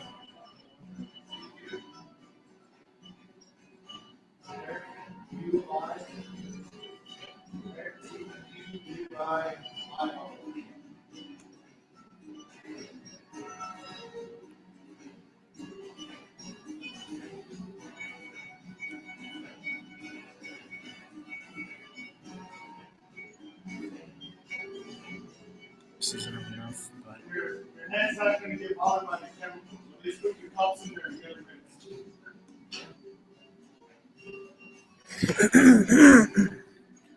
it's just this one. All right, so let's say I find the ad. Okay, are you with me? Yeah. Okay, let's say I find the ad. Okay, and I find the section where people are commenting, right? So what better way, right? So, like, there's a couple of ways that you can find the interest. Have you heard of Facebook audience? Yes. Okay, everybody uses that, bro. Everyone and their mother uses that. So because everyone uses that, everyone's probably targeting the same interest. And because everyone targets the same interest, you're probably gonna be paying really high for Facebook interest. Okay, so the way that I'm gonna show you, dude, is gonna take a little longer, dude. But if you do the work, if you roll up the sleeves and you do the work, bro, you're gonna get interest and keywords that that not a lot of people are using. Therefore, you're gonna get a lot of cheap traffic, and you're gonna get buyer. Most importantly, you're gonna get people who buy. Okay, so my question to you is, would you rather use Facebook audience, or would you rather just ask the customer himself I'd rather what just Facebook ask the want. customer, right? What they like. Exactly. So that's what I'm going to show you right now. So when you go to these ads, okay, you press Command F, and then you type in, you're going to look for words like order, okay? You're going to look for words like bought, okay? You're going to look for words like love this or love, okay? Things like that, okay? So okay, so someone, let's just say there's some people.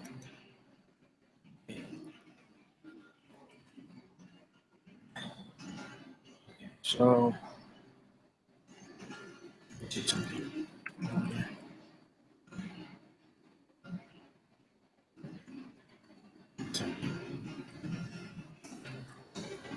let me use another ad. I don't think I have, this one has enough.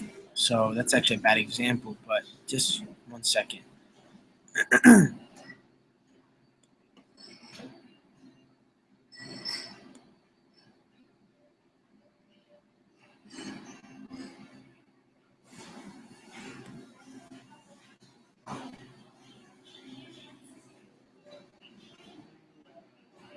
Perfect. All right, so when you're doing this, you want to keep scrolling, and you want to make sure you hit all the comments. So, because if you don't hit all the comments, then it's not going to search properly. This has a lot, so I'm just going to go all the way up to, I'm going to go all the way to 500, and then see if we can find some people who bought stuff already. Cool? Cool.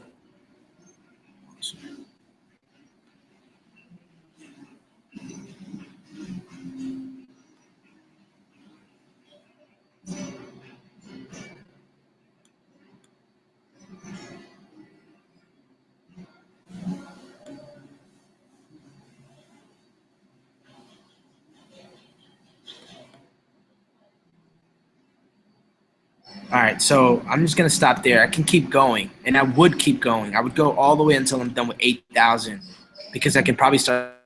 So I'm gonna press Control F, and I'm gonna put order. Okay. And okay, so let me see. Let me see how many order.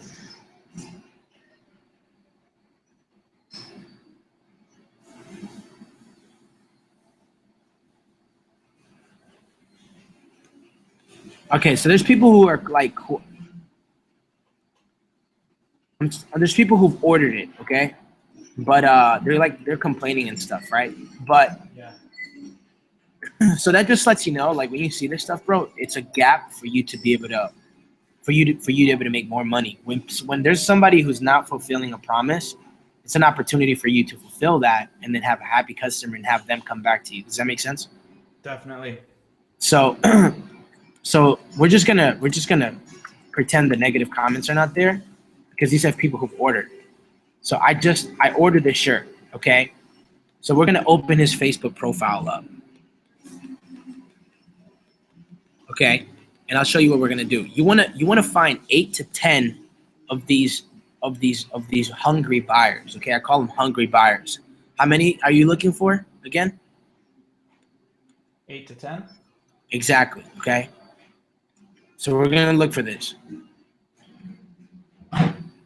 This person ordered one, okay? Let's see, bought, let's look for bought.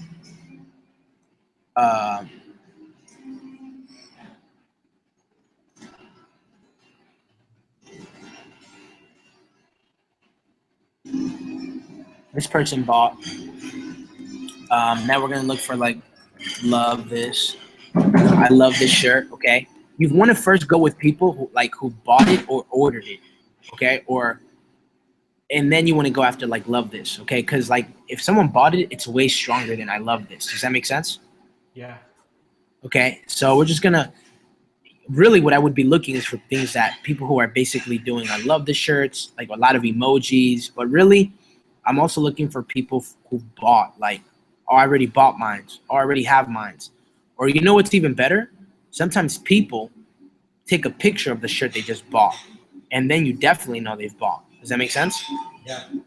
Oh, perfect. Look at this guy. You see these guys have bought it already? Yeah. That's cool. Right. So they bought it, right? All right, so I think that's enough. I'm not sure that's 8 or 10, but you want to make sure it's 8 or 10. For the sake of time, we're just going to go through it. Okay? Now get ready to get your mind blown. Okay? So here's what I'm going to do. I'm going to delete all of this all the way to the question mark, and I'm going to put /like. Okay? And this one doesn't have it. Or, sorry, / likes. Okay, / likes. His profile is private, so it doesn't work. / likes. All right. And now I just tapped into all of his fan page likes. Okay. And guess what I'm going to do now? I'm going to make sure I scroll all the way to the bottom so then I can research. And then once I'm all the way to the bottom, I'm going to begin to start looking what fan page, specifically Dragon Ball Z fan page, are they liking? Okay. That I don't know about. You see this one right here? Yeah. Okay. This is a banger right here. Okay. It's got like 200,000 likes. So it's a fan page, right? It's a video game fan page, right? So I'm gonna save that, okay? I normally put this on Evernote, but I'm just gonna put it in notes, okay? I'm gonna put that in there, okay?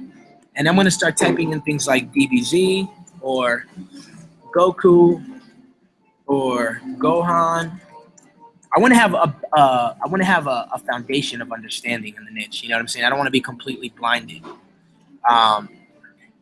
Okay, so let's just move on to the next guy.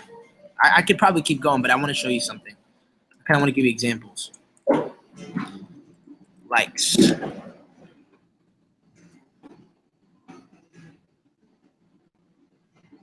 All right, I'm going to do the same thing, right? I'm scrolling all the way to the bottom, right? I'm scrolling all the way to the bottom. And then I'm going to start looking at his profile.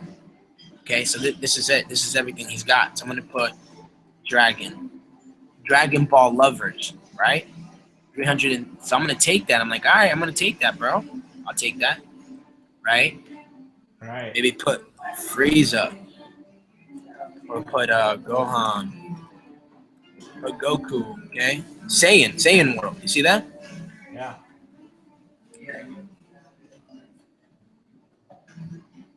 So that's another one that I'm gonna take, right? That's another one that I'm gonna take because that's a Dragon Ball Z thing. You see, it's Goku back there. It's got 26,000 likes, but still, right? And I'm gonna start doing this to every single one of them, brother. Okay? When I start doing this to every single one of them, bro, it's gonna give me the advantage that nobody has. It's gonna be better than freaking audience insight. Okay? This is what I try to teach the group, but I don't know what the heck. They must have been sleeping under a rock because they didn't like. There was no emotion, no expression. She doesn't have any Dragon Ball Z fan page likes. This girl's she's a fake, man. She doesn't really like Dragon Ball Z. All right, and I'm gonna keep doing this, brother. Okay, and what I'm gonna do here, my thing is I wanna look I wanna make sure I have as much data as possible. So as you could tell, he doesn't allow me to look at his fan page. He's scared. It's in private. So what I'm gonna do here is I'm gonna start researching the crap out of this. So by now your mind should start by now you should start going like, oh my god. Yeah, that does blow my mind. It's pretty awesome, right? It's like it's way better than just audience insight. Goku, right? So Goku and Naruto taught me to never lose hope. It's kind of mixed with Naruto. I'm not sure about that, but I'll probably take it, right? Probably take it, see what else he's got. Maybe DBZ or Dragon Ball. Okay. Gohan. All right. I'm gonna keep doing this, and I'll do this a couple more times. And brother, this is exactly what I did for the Rocky thing, exactly what I did for the Dragon Ball Z niche. My biggest problem that I had when I first started Shopify, the reason why I wasted a lot of money was because I didn't know how to get the right interest. Right? I think this is really annoying. I know for a lot of people, it's like I got the right product, I get the whole ads, but how do I target the people who are actually gonna buy? And what I'm showing you right now is literally the keys to the kingdom, right? It's literally how you target people who are buyers, right? And how you get access to traffic that's really cheap, traffic that people are not running traffic to because they don't know, right? So this is a big breakthrough for me, right? And this right here is something that once I learned this, it took things to a whole nother level. It made things so much easier. My wife was so surprised because she's like I was taking really long to find products to get people to buy them. But then she started to realize, like, wow, you're getting people to buy products faster. And I was like, baby, it's because I found this way to target people that I've never learned before. And she's like, really? You see, this guy likes Goku. You see that? Right? Goku. Crap. So this is exactly what you do. Okay, you do this with all of these pages, right? And what I would recommend, bro, is you put them in Evernote or you file these keywords away, because once you start doing the research, why would you want to do it again? You know, like if you found, you know what I'm saying?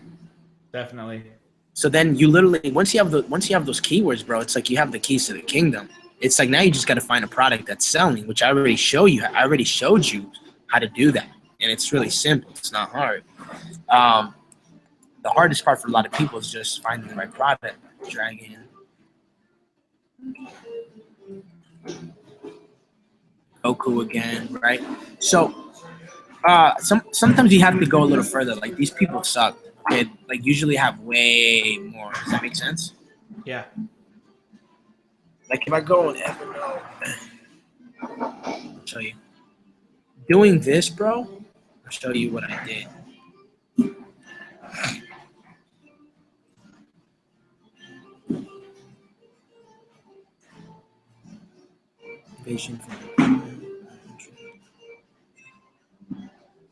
So I found like keywords for marriage, people. Like look at all these keywords, bro. I found people in the Christian niche. And this is doing exactly the method I just showed you. It's exactly doing the method I just showed you. So I did a Brazilian niche too, right? And then you got you see the Goku here? You see that? Yeah. That's all from doing that. I did Marvel heroes. So I know all of the keywords, all the keywords that people are buying from, right? So we're gonna end on that note, okay? We're gonna end on that note. We still have a couple of things to cover. We have a couple of things to cover, but I want you to start taking action. Does that make sense? Yeah, definitely. So we're missing a couple of things, okay? So we covered this. I think that's the one that you really wanted to know, and like now that you know that, and you know exactly how to do that, how does that make you feel? Like, you want to share that real quick? Yeah, that's it. I mean, it totally blew my mind, a lot of this stuff that you showed me. I do have one more question before we hang up here. When you send somebody a product, there's a way to get it to where it looks like it's coming from you rather than AliExpress, right? Like the shipping label. Yeah. What's the question? How do you get the shipping label to show that it's coming from you rather than AliExpress? I'm return address or something? Do I what? Like for a return address or just like who it's from. Yeah. So at this time, like that has to do with more branding. So eventually what you want to do is you want to buy them in bulk, and then you package them. You package it yourself, and you can put your labels on it, like branding purposes. Mm-hmm. You know how I'm not sure if you've ever ordered from like Dollar Shave. I never have, no. They like when they send you their package, it comes in their little box and with their little brand, right? Right. We're not there yet. I mean, we're not there yet. So eventually, you'll get there. So right now, you just pretty much have to give them the item that it comes in the package. Okay. Yeah, yeah. Because I'm just basically drop shipping. Eventually, I want to move into that. Eventually, I want to have my own warehouse and just basically just outsource everything and just live the life, bro, and just sell it down the line. So, but basically for now, it's just like, it's kind of what you just got to deal with that for now and just go from there. Okay. Yeah, I mean, I don't mind it, especially like, get the kind of results you've gotten from it. It obviously is working. Yeah, yeah. So, so yeah, that's to answer your question. So, I think what I'll show you before we get off really quickly, a couple things that I did not go over that I think are important is you have to put the pixel, like there's a couple more pixels that you need to put on your website, so then like Facebook can optimize it. Like for example, you need to put a pixel to add to carts. You need to put a pixel to for page views. You need to put a pixel for I'll show you the pixels, the different pixels. And then the second thing is that I don't think you know how to put a product in your store. And I think that's important. Right.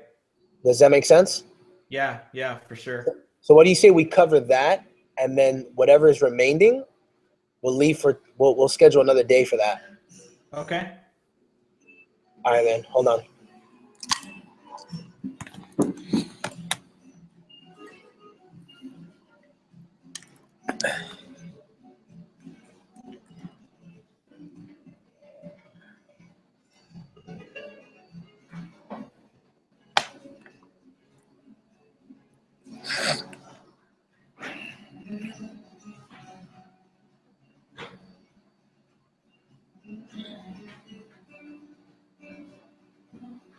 All right, man. Are you there?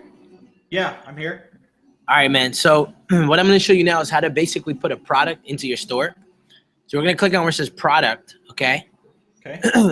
And there's going to be a couple things that I want you to understand. Really, you want to focus on product and collections, okay, when it comes to drop shipping. So basically, collections is what I showed you here. So you can create different collections. You see how I have Dragon Ball Z collectibles, extreme martial arts, superhero. Do you see that? Yep. So collection is basically like a category. Does that make sense? Yeah, yeah, I see that. Okay, so this is another thing that I wanted to mention to you. A lot of people normally say to start off with the niche store, right? Right. But I actually for me, who had no experience in Shopify, I found it a lot easier to start a general store, believe it or not. And I'll tell you why. The reason why is because getting started, I wanted to create different streams of income. I wanted to make money as fast as possible. So I was testing different products, and I found a couple of products. And right now, most of the products that I'm making money with is the Rocky Balboa cufflink and the Dragon Ball Z shirts and accessories, like the shirts and the keychains. Does that make sense? Yeah. But if I had a niche product, if I had a niche store, I would have been very limited to just that niche, and I wouldn't have thought outside the box.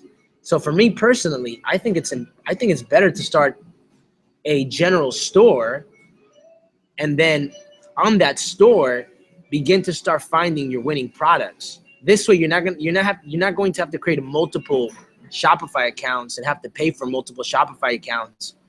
You know what I'm saying? Yeah, and like to me, like it seems like when people go to buy something, if they find what they want, who cares what else is being sold in the store? Like, you know Yeah, what I yeah. mean? No, actually, that's a good point. So, but actually, I don't know. Some people say that when you're beginning that you should start a niche store. It's a lot easier. But for me personally, I'm trying to make as much money as possible. So if I can create other streams of income through other products, then I'm all for it. And it's a perfect example. Like today I sold the Dragon Ball Z shirt and I sold keychains. So it's like, now how many other products can I come up with to create more of a revenue until those sales start to pick up faster? Does that make sense? Yeah, and like my store I picked a name for it that is pretty broad. I call mine gadgets, gizmos, and stuff. Yeah. Okay, so it's perfect. Yeah, so that's what I recommend, because there's going to be other people who tell you to start a niche store. I'm just personally telling you from a newbie's perspective. You know what I'm saying? Yeah, definitely. So from a newbie's perspective, I found it a lot easier, and maybe you can relate with me more because I don't have much experience in Shopify. I only have like 30 days. Right. Yeah, so so that's what I did. Okay, so you create collections. It's really easy. You add a collection. Okay, actually, I'll show you another one so like the Dragon Ball Z one. It's really simple.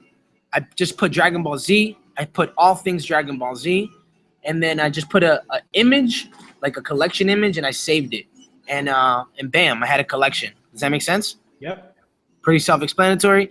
Now, when it comes to products, here's exactly what I did. Like, so for example, let's take a look at this Captain America shirt. Okay. What I did is I basically, I took the title. Oh, there's no, that's actually a bad example. I don't know. Okay, so let's take a look at this Captain America shirt. So what I did is I basically took the description, the title of the shirt. I put a little picture here so people understand these are Asian sizes. Okay, you see how like I took a little picture? I actually got that off of a store. I was like, oh, that's pretty smart. I'm gonna take the picture. Again, I'm modeling after them. And then I just wrote the description on the bottom. And in the description, I included the turnaround time. I want people to know, like, yo, it's gonna take a while, so don't complain. You know what I'm saying? Right. Yeah, so I did that. And then I just uploaded the images here. You see this? Yeah. And then on the bottom, like, because it was different sizes, this is called variants, okay? So you can add a variant. It depends what kind of variants you want to add. Like you can add color variants, you can add color variants, different kind of variants. So I had to add different variants because it's different sizes. Does that make sense? Yeah, totally. So I basically did that, and you can choose sizes, colors, and then you just write it. You just literally write the name on there. It's like everything's like really simple, and you just write the price, and that's it. So once all of this is done, on the right-hand side, you see where it says organization? Yep. It's gonna say product type. I normally leave that empty. When it says vendor, I'm gonna type in my store name. And then when it says collections, I'm gonna look for superhero t-shirts. Okay? When I do that, what's gonna happen is if I go to collections now and I go to superhero t-shirts, it's automatically gonna be placed in here. And when I go to my store, it's automatically gonna be in that collection. Does that make sense? Yeah, total. So that's exactly what you do, brother. You just go on AliExpress, you take a couple of pictures. And sometimes AliExpress has really ugly pictures. So sometimes you're better off either taking the pictures from another store or going on Google and just getting better pictures. Does that make sense? Yeah. Okay. So if that makes sense, I don't want to complicate it. I mean, that's pretty much it. Once you do that, now you already have products on your store, and you can start making sales as soon as tomorrow or as soon as tonight. Nice. Yeah, I want to start adding some products in for sure. Yeah. So like, for example,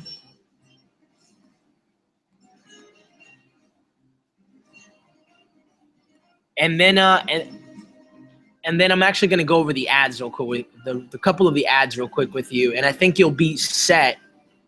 Like you'll have enough information to be able to start making some sales and stuff. Cool. Cool.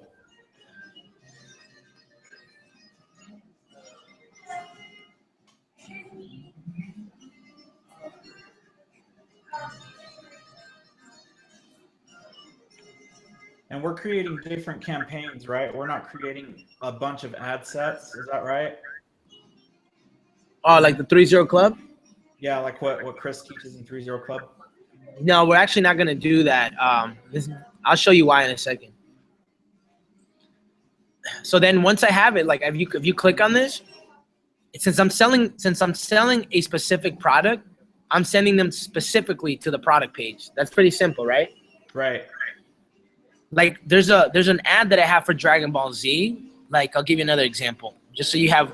I want to give you as many examples as possible with my real stuff that I'm doing. so then you're like you really understand it.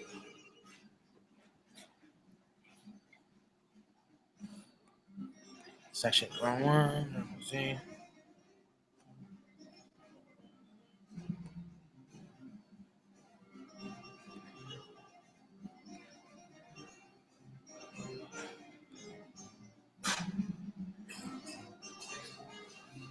Oh my God, this ad is freaking off. Oh my God, what was I thinking?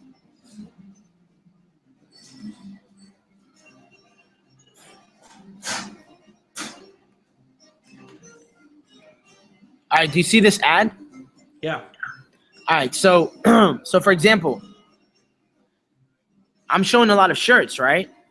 Yeah. So I'm not gonna send them to one shirt. I'm gonna send them to a collection. Does that make sense? Yeah. So if the picture has more than one product, send them to a collection. Yeah, I mean in this case, it has a lot of products. So yeah, send them to the collections. You're gonna send them to the collections. Makes sense, right? Yeah. All right, cool, awesome. All right, so we're gonna cover one more thing, and then we're gonna wrap this up, brother. I would really appreciate if you just gave me a shout out. If you got value, if you got any value from this, if you could just give me a shout out on the 30 Club, and just let it. I mean, say whatever is on your heart. Just be genuine about it. I would really appreciate it. Because I really want to help. I really want to help you, and I really want you to get results. That's why I'm taking my time with everything. Because again, to me, it's not. I don't see the money in coaching. I see it in the Shopify store. So cool. Let me just show you something real quick. All right. So there's going to be a couple of different ad sets that you want to run. So like whenever you create a campaign, do you see where it says here? You see this, right? Yeah. Yeah. So clicks to websites, you're going to use that for retargeting. You can also use it to, like when you find a product that's working, you can also use it for that. Does that make sense? So use that for retargeting. For the most part, I use this just for retargeting. But when I find a product that's selling like crazy, which is probably going to be the Rocky Balboa keychain and like the Dragon Ball Z stuff, I'm going to do clicks to website. But whenever you're doing retargeting, you definitely want to do clicks to website. Okay. Okay. I also use obviously PPE engagement, and these are the ones I normally lead with these. If these start to do really well, then I'll go into website clicks. Does that make sense? Okay. If these start to go really well, then I'll go into website conversions. Does that make sense?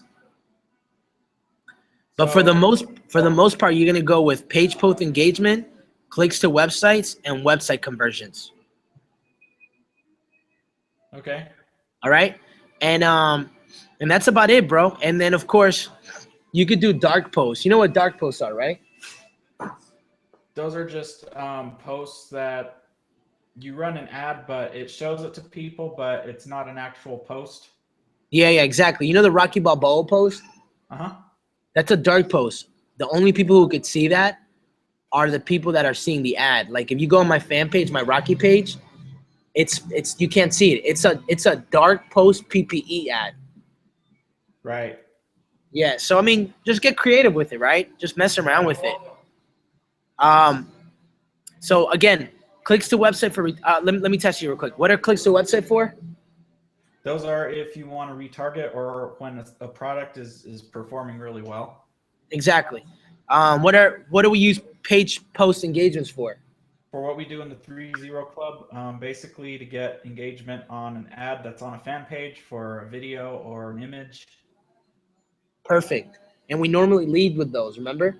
Yeah. And then what do we use website conversions for? Basically, that one I've never actually done before. So can you explain that? Yeah, for sure.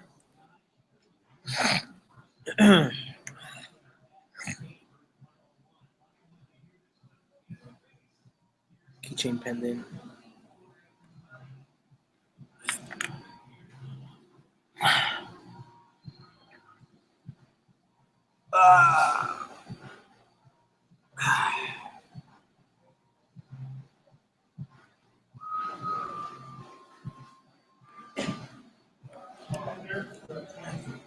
All right. So on all of these ads, bro, you're not spending more than $5. Keep them at $5. And if you find the winning product, you just copy it.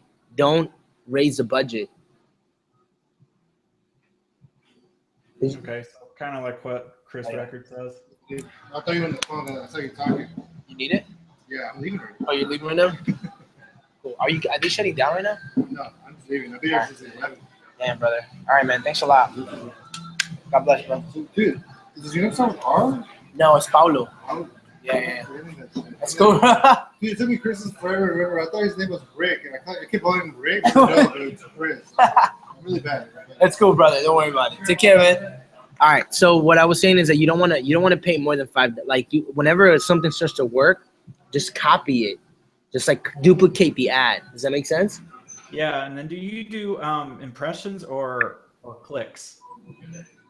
With this one, I'm gonna do $5, and then you see how Facebook asks you optimize conversion. Uh-huh. I'm gonna click purchase. Does it make sense? So now I want Facebook to optimize for purchases. All right, and then on the bottom, I'm just gonna say automatic, and these are gonna be for conversions, not impressions. Okay. And because this is the kind of ad, okay, that's their website conversions. So for this specific ad, leave it at conversions. Okay. Okay. And then it looks like this, bro. It looks like it looks honestly like a 3-0 Club ad. That's the reason why I said the 3-0 Club foundation is so powerful, because this looks familiar to you. You're like, oh, this is a 3-0 Club thing. Yeah. You know, and you just write it, right? You just write it. It's really simple. And you'll get the rest, honestly. You really will. So on the bottom, just make sure it says Cassandra's, like you have the pixel on, your pixel. And actually, I have to show you that last one too. So that's basically website conversions. And then and then the next kind of ad is, I'll show you the retargeting one now, which I'm not running because I need to build a bigger audience, but I'll show it to you.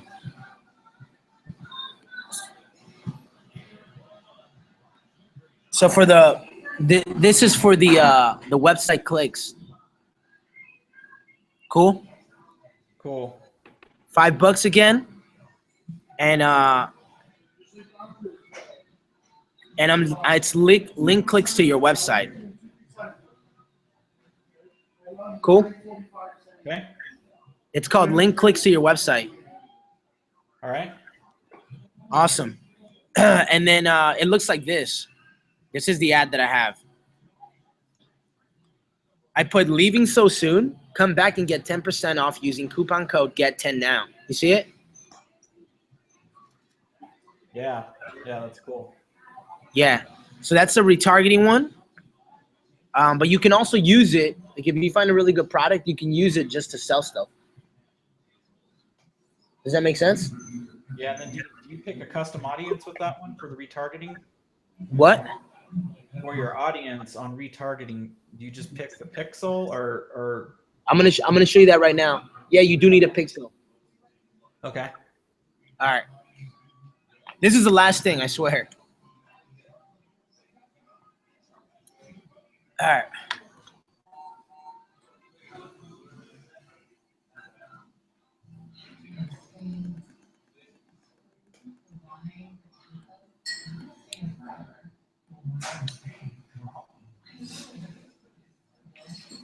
Dude, I can't wait to take it from like 50, 80 bucks a day, because my biggest day was 200, and that was only once. I can't wait to like $1,000 days, bro. That's gonna be powerful, bro. Yeah, that's And gonna be awesome. yeah, man, we'll both get there. All right, cool. So here's the deal. All right, so when it comes to installing the different pixels, right? Remember we talked about how it's really all one pixel, but you just have to add a snippet of code for what action you want Facebook to take. Yeah. All right, cool. So we're gonna go to the online store. We're gonna go to themes, okay? Okay. And then on this section, it's gonna be like 3 dots, and you're gonna click on where it says Edit, HTML/CSS. Okay. All right, when you click on that, it's gonna take you to this weird page, okay? Okay. And before we do this, we're gonna open up Facebook really quickly, and we're gonna go to Audience, and then we're gonna go to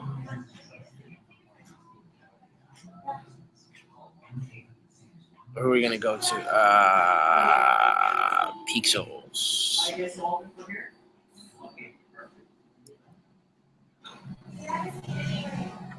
All right, so we're gonna click on where it says View Pixel Code, right? So you see all this, right?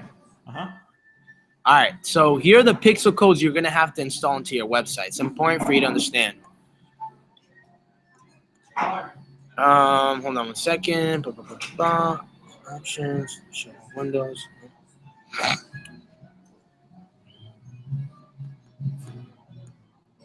All right, so you're gonna need the purchase pixel, which we already did. Remember?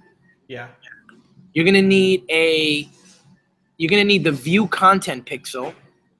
You're gonna need the Add to Cart pixel, and then you're just gonna need the regular pixel, which really is everything, right? I don't want to confuse you, but really it's all the same exact pixel. Does that make sense? Okay. Okay. So again, you need the purchase pixel, which I already showed you how to do. You're gonna need the View Content pixel, and you're gonna need You're gonna need the Add to Cart pixel. Okay, so really 3 pixels: purchase, View Content, and Add to Cart. Does that make sense? Yeah. Perfect. All right, so here's what we're gonna do. We already did 1, so we just have to put 2. Okay. So we're gonna go into That's Dope. Okay, the first thing that we're gonna do is we're gonna go on Theme Liquid. Okay, Theme Liquid. Okay.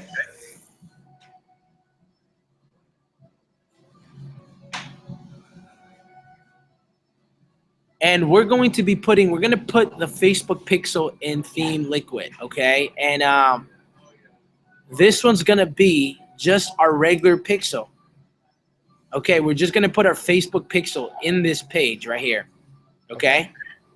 So we're just gonna go to our pixel, okay, right here, and we're literally just gonna put that there, okay? This way, our Facebook pixel is on our store, and then we can create as many different actions to that pixel that we need. Does that make sense? So we just put the regular one first.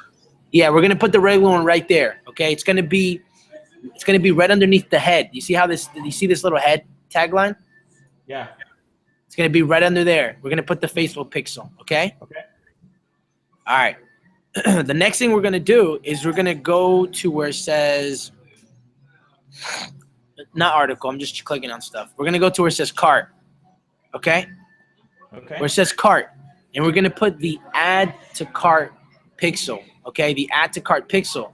So with this one, remember what we talked about? We're putting the regular pixel, but then we're gonna add a snippet of code in that pixel. Does that make sense? Right. So I already have it here. So I'm literally, you see how right here is a snippet of pixel. I put it right there. Now I'm just gonna copy this, and I'm gonna paste it right in there. Right on the first line, or right under the head, okay? Or if it doesn't have a head, just like the first thing, okay?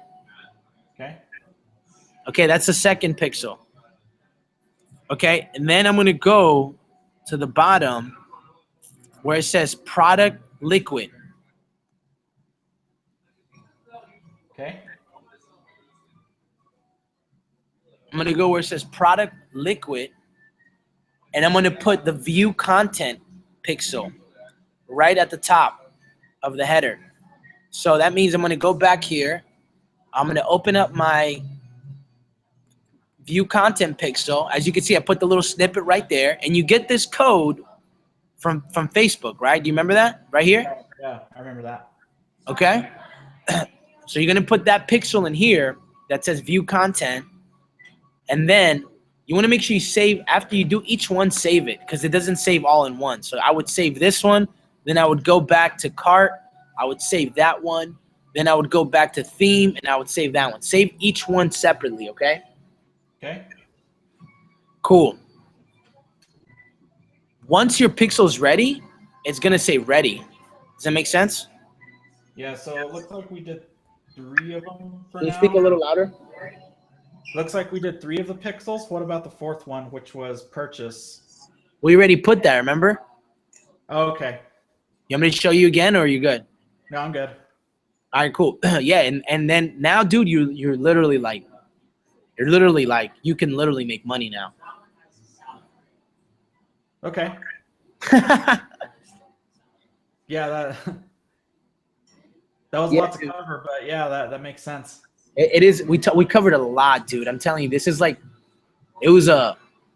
I mean, it was. I told you we were gonna go in. I told you it was gonna be a long session, but it was gonna speed up a lot of the questions that you had in your mind, and hopefully a lot of the questions that were holding you back from getting started were answered today. Did that happen today by any chance? Yeah, for sure. It's laid out. You laid it out in a really clear way to actually take these simple steps to getting it done. So now I just need to do it. So Wow, dude. I'm really proud of you, dude. I want to say congratulations again for making an investment into your future. And I want to say thank you for deciding for allowing me to coach you, man. And now, yeah, the only thing I can tell you is this: don't make me look bad, take action, get results, bro, and show your results. And dude, you never know. Chris Record might do a live stream on your store. You know what I'm saying? that'd be awesome. And who knows what that can lead to, bro. Just get results, and everything else will just be taken care of. So we covered a lot. We covered a lot, brother. We covered a lot. We still need to talk about the metrics, okay? Remember, I'm going to show you, like, for example, like if I go to my manage ads here real quickly, like if I go to, damn it. Like if I go to manage ads, I literally have 3 customized, things that literally tell me all the data that I need, and I'll show you how to read that, and I'll give you exactly the exact metrics. No more guessing, no more getting overwhelmed. I'll tell you exactly the metrics. I'll tell you how to read them, and I'll tell you what story they're telling you. Okay. Okay. So we still have to cover that, but we're not going to cover that tonight.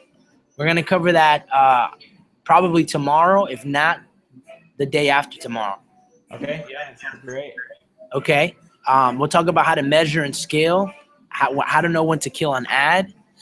We'll talk about cross-sell compliments, a supermarket approach. We'll talk about how to optimize your page. I'll show you the apps that I use. We'll talk about building a brand, and so really it's building a brand, page optimization, sale process, and then finishing up high at Facebook ROI. And then I kind of shared with you the products that I'm selling. Yeah, for sure. So I kind of did that. So we covered this as well then. All right, brother. So any last words, any last things that you would like to say? No, man, just want to let you know I appreciate you taking the time to do this. And Hold on 1 second, bro. What were you saying? I said I appreciate you taking the time to do this, and it's making a whole lot more sense than what it did, a few hours ago.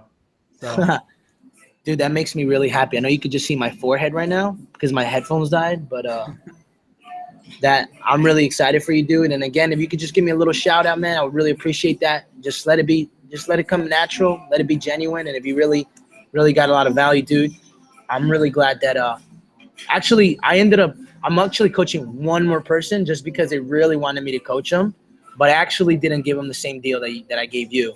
You got it for 250 or whatever, right? Right. I actually charged them double that. Oh wow. Yeah. So yeah, I'm coaching one more person from the group, which is John Bogman, but you have to pay double that. Okay. Well, yeah, I definitely appreciate the discount there. So Yeah, no problem, bro. I recorded this entire thing, so I'm gonna just make it not private. I'm gonna make it. Yeah, I am gonna make it. I'm gonna make it private, so like no one can see it, but you can watch it. okay. All right, actually, I'm gonna give it to you now, so then I don't forget. So just 1 second.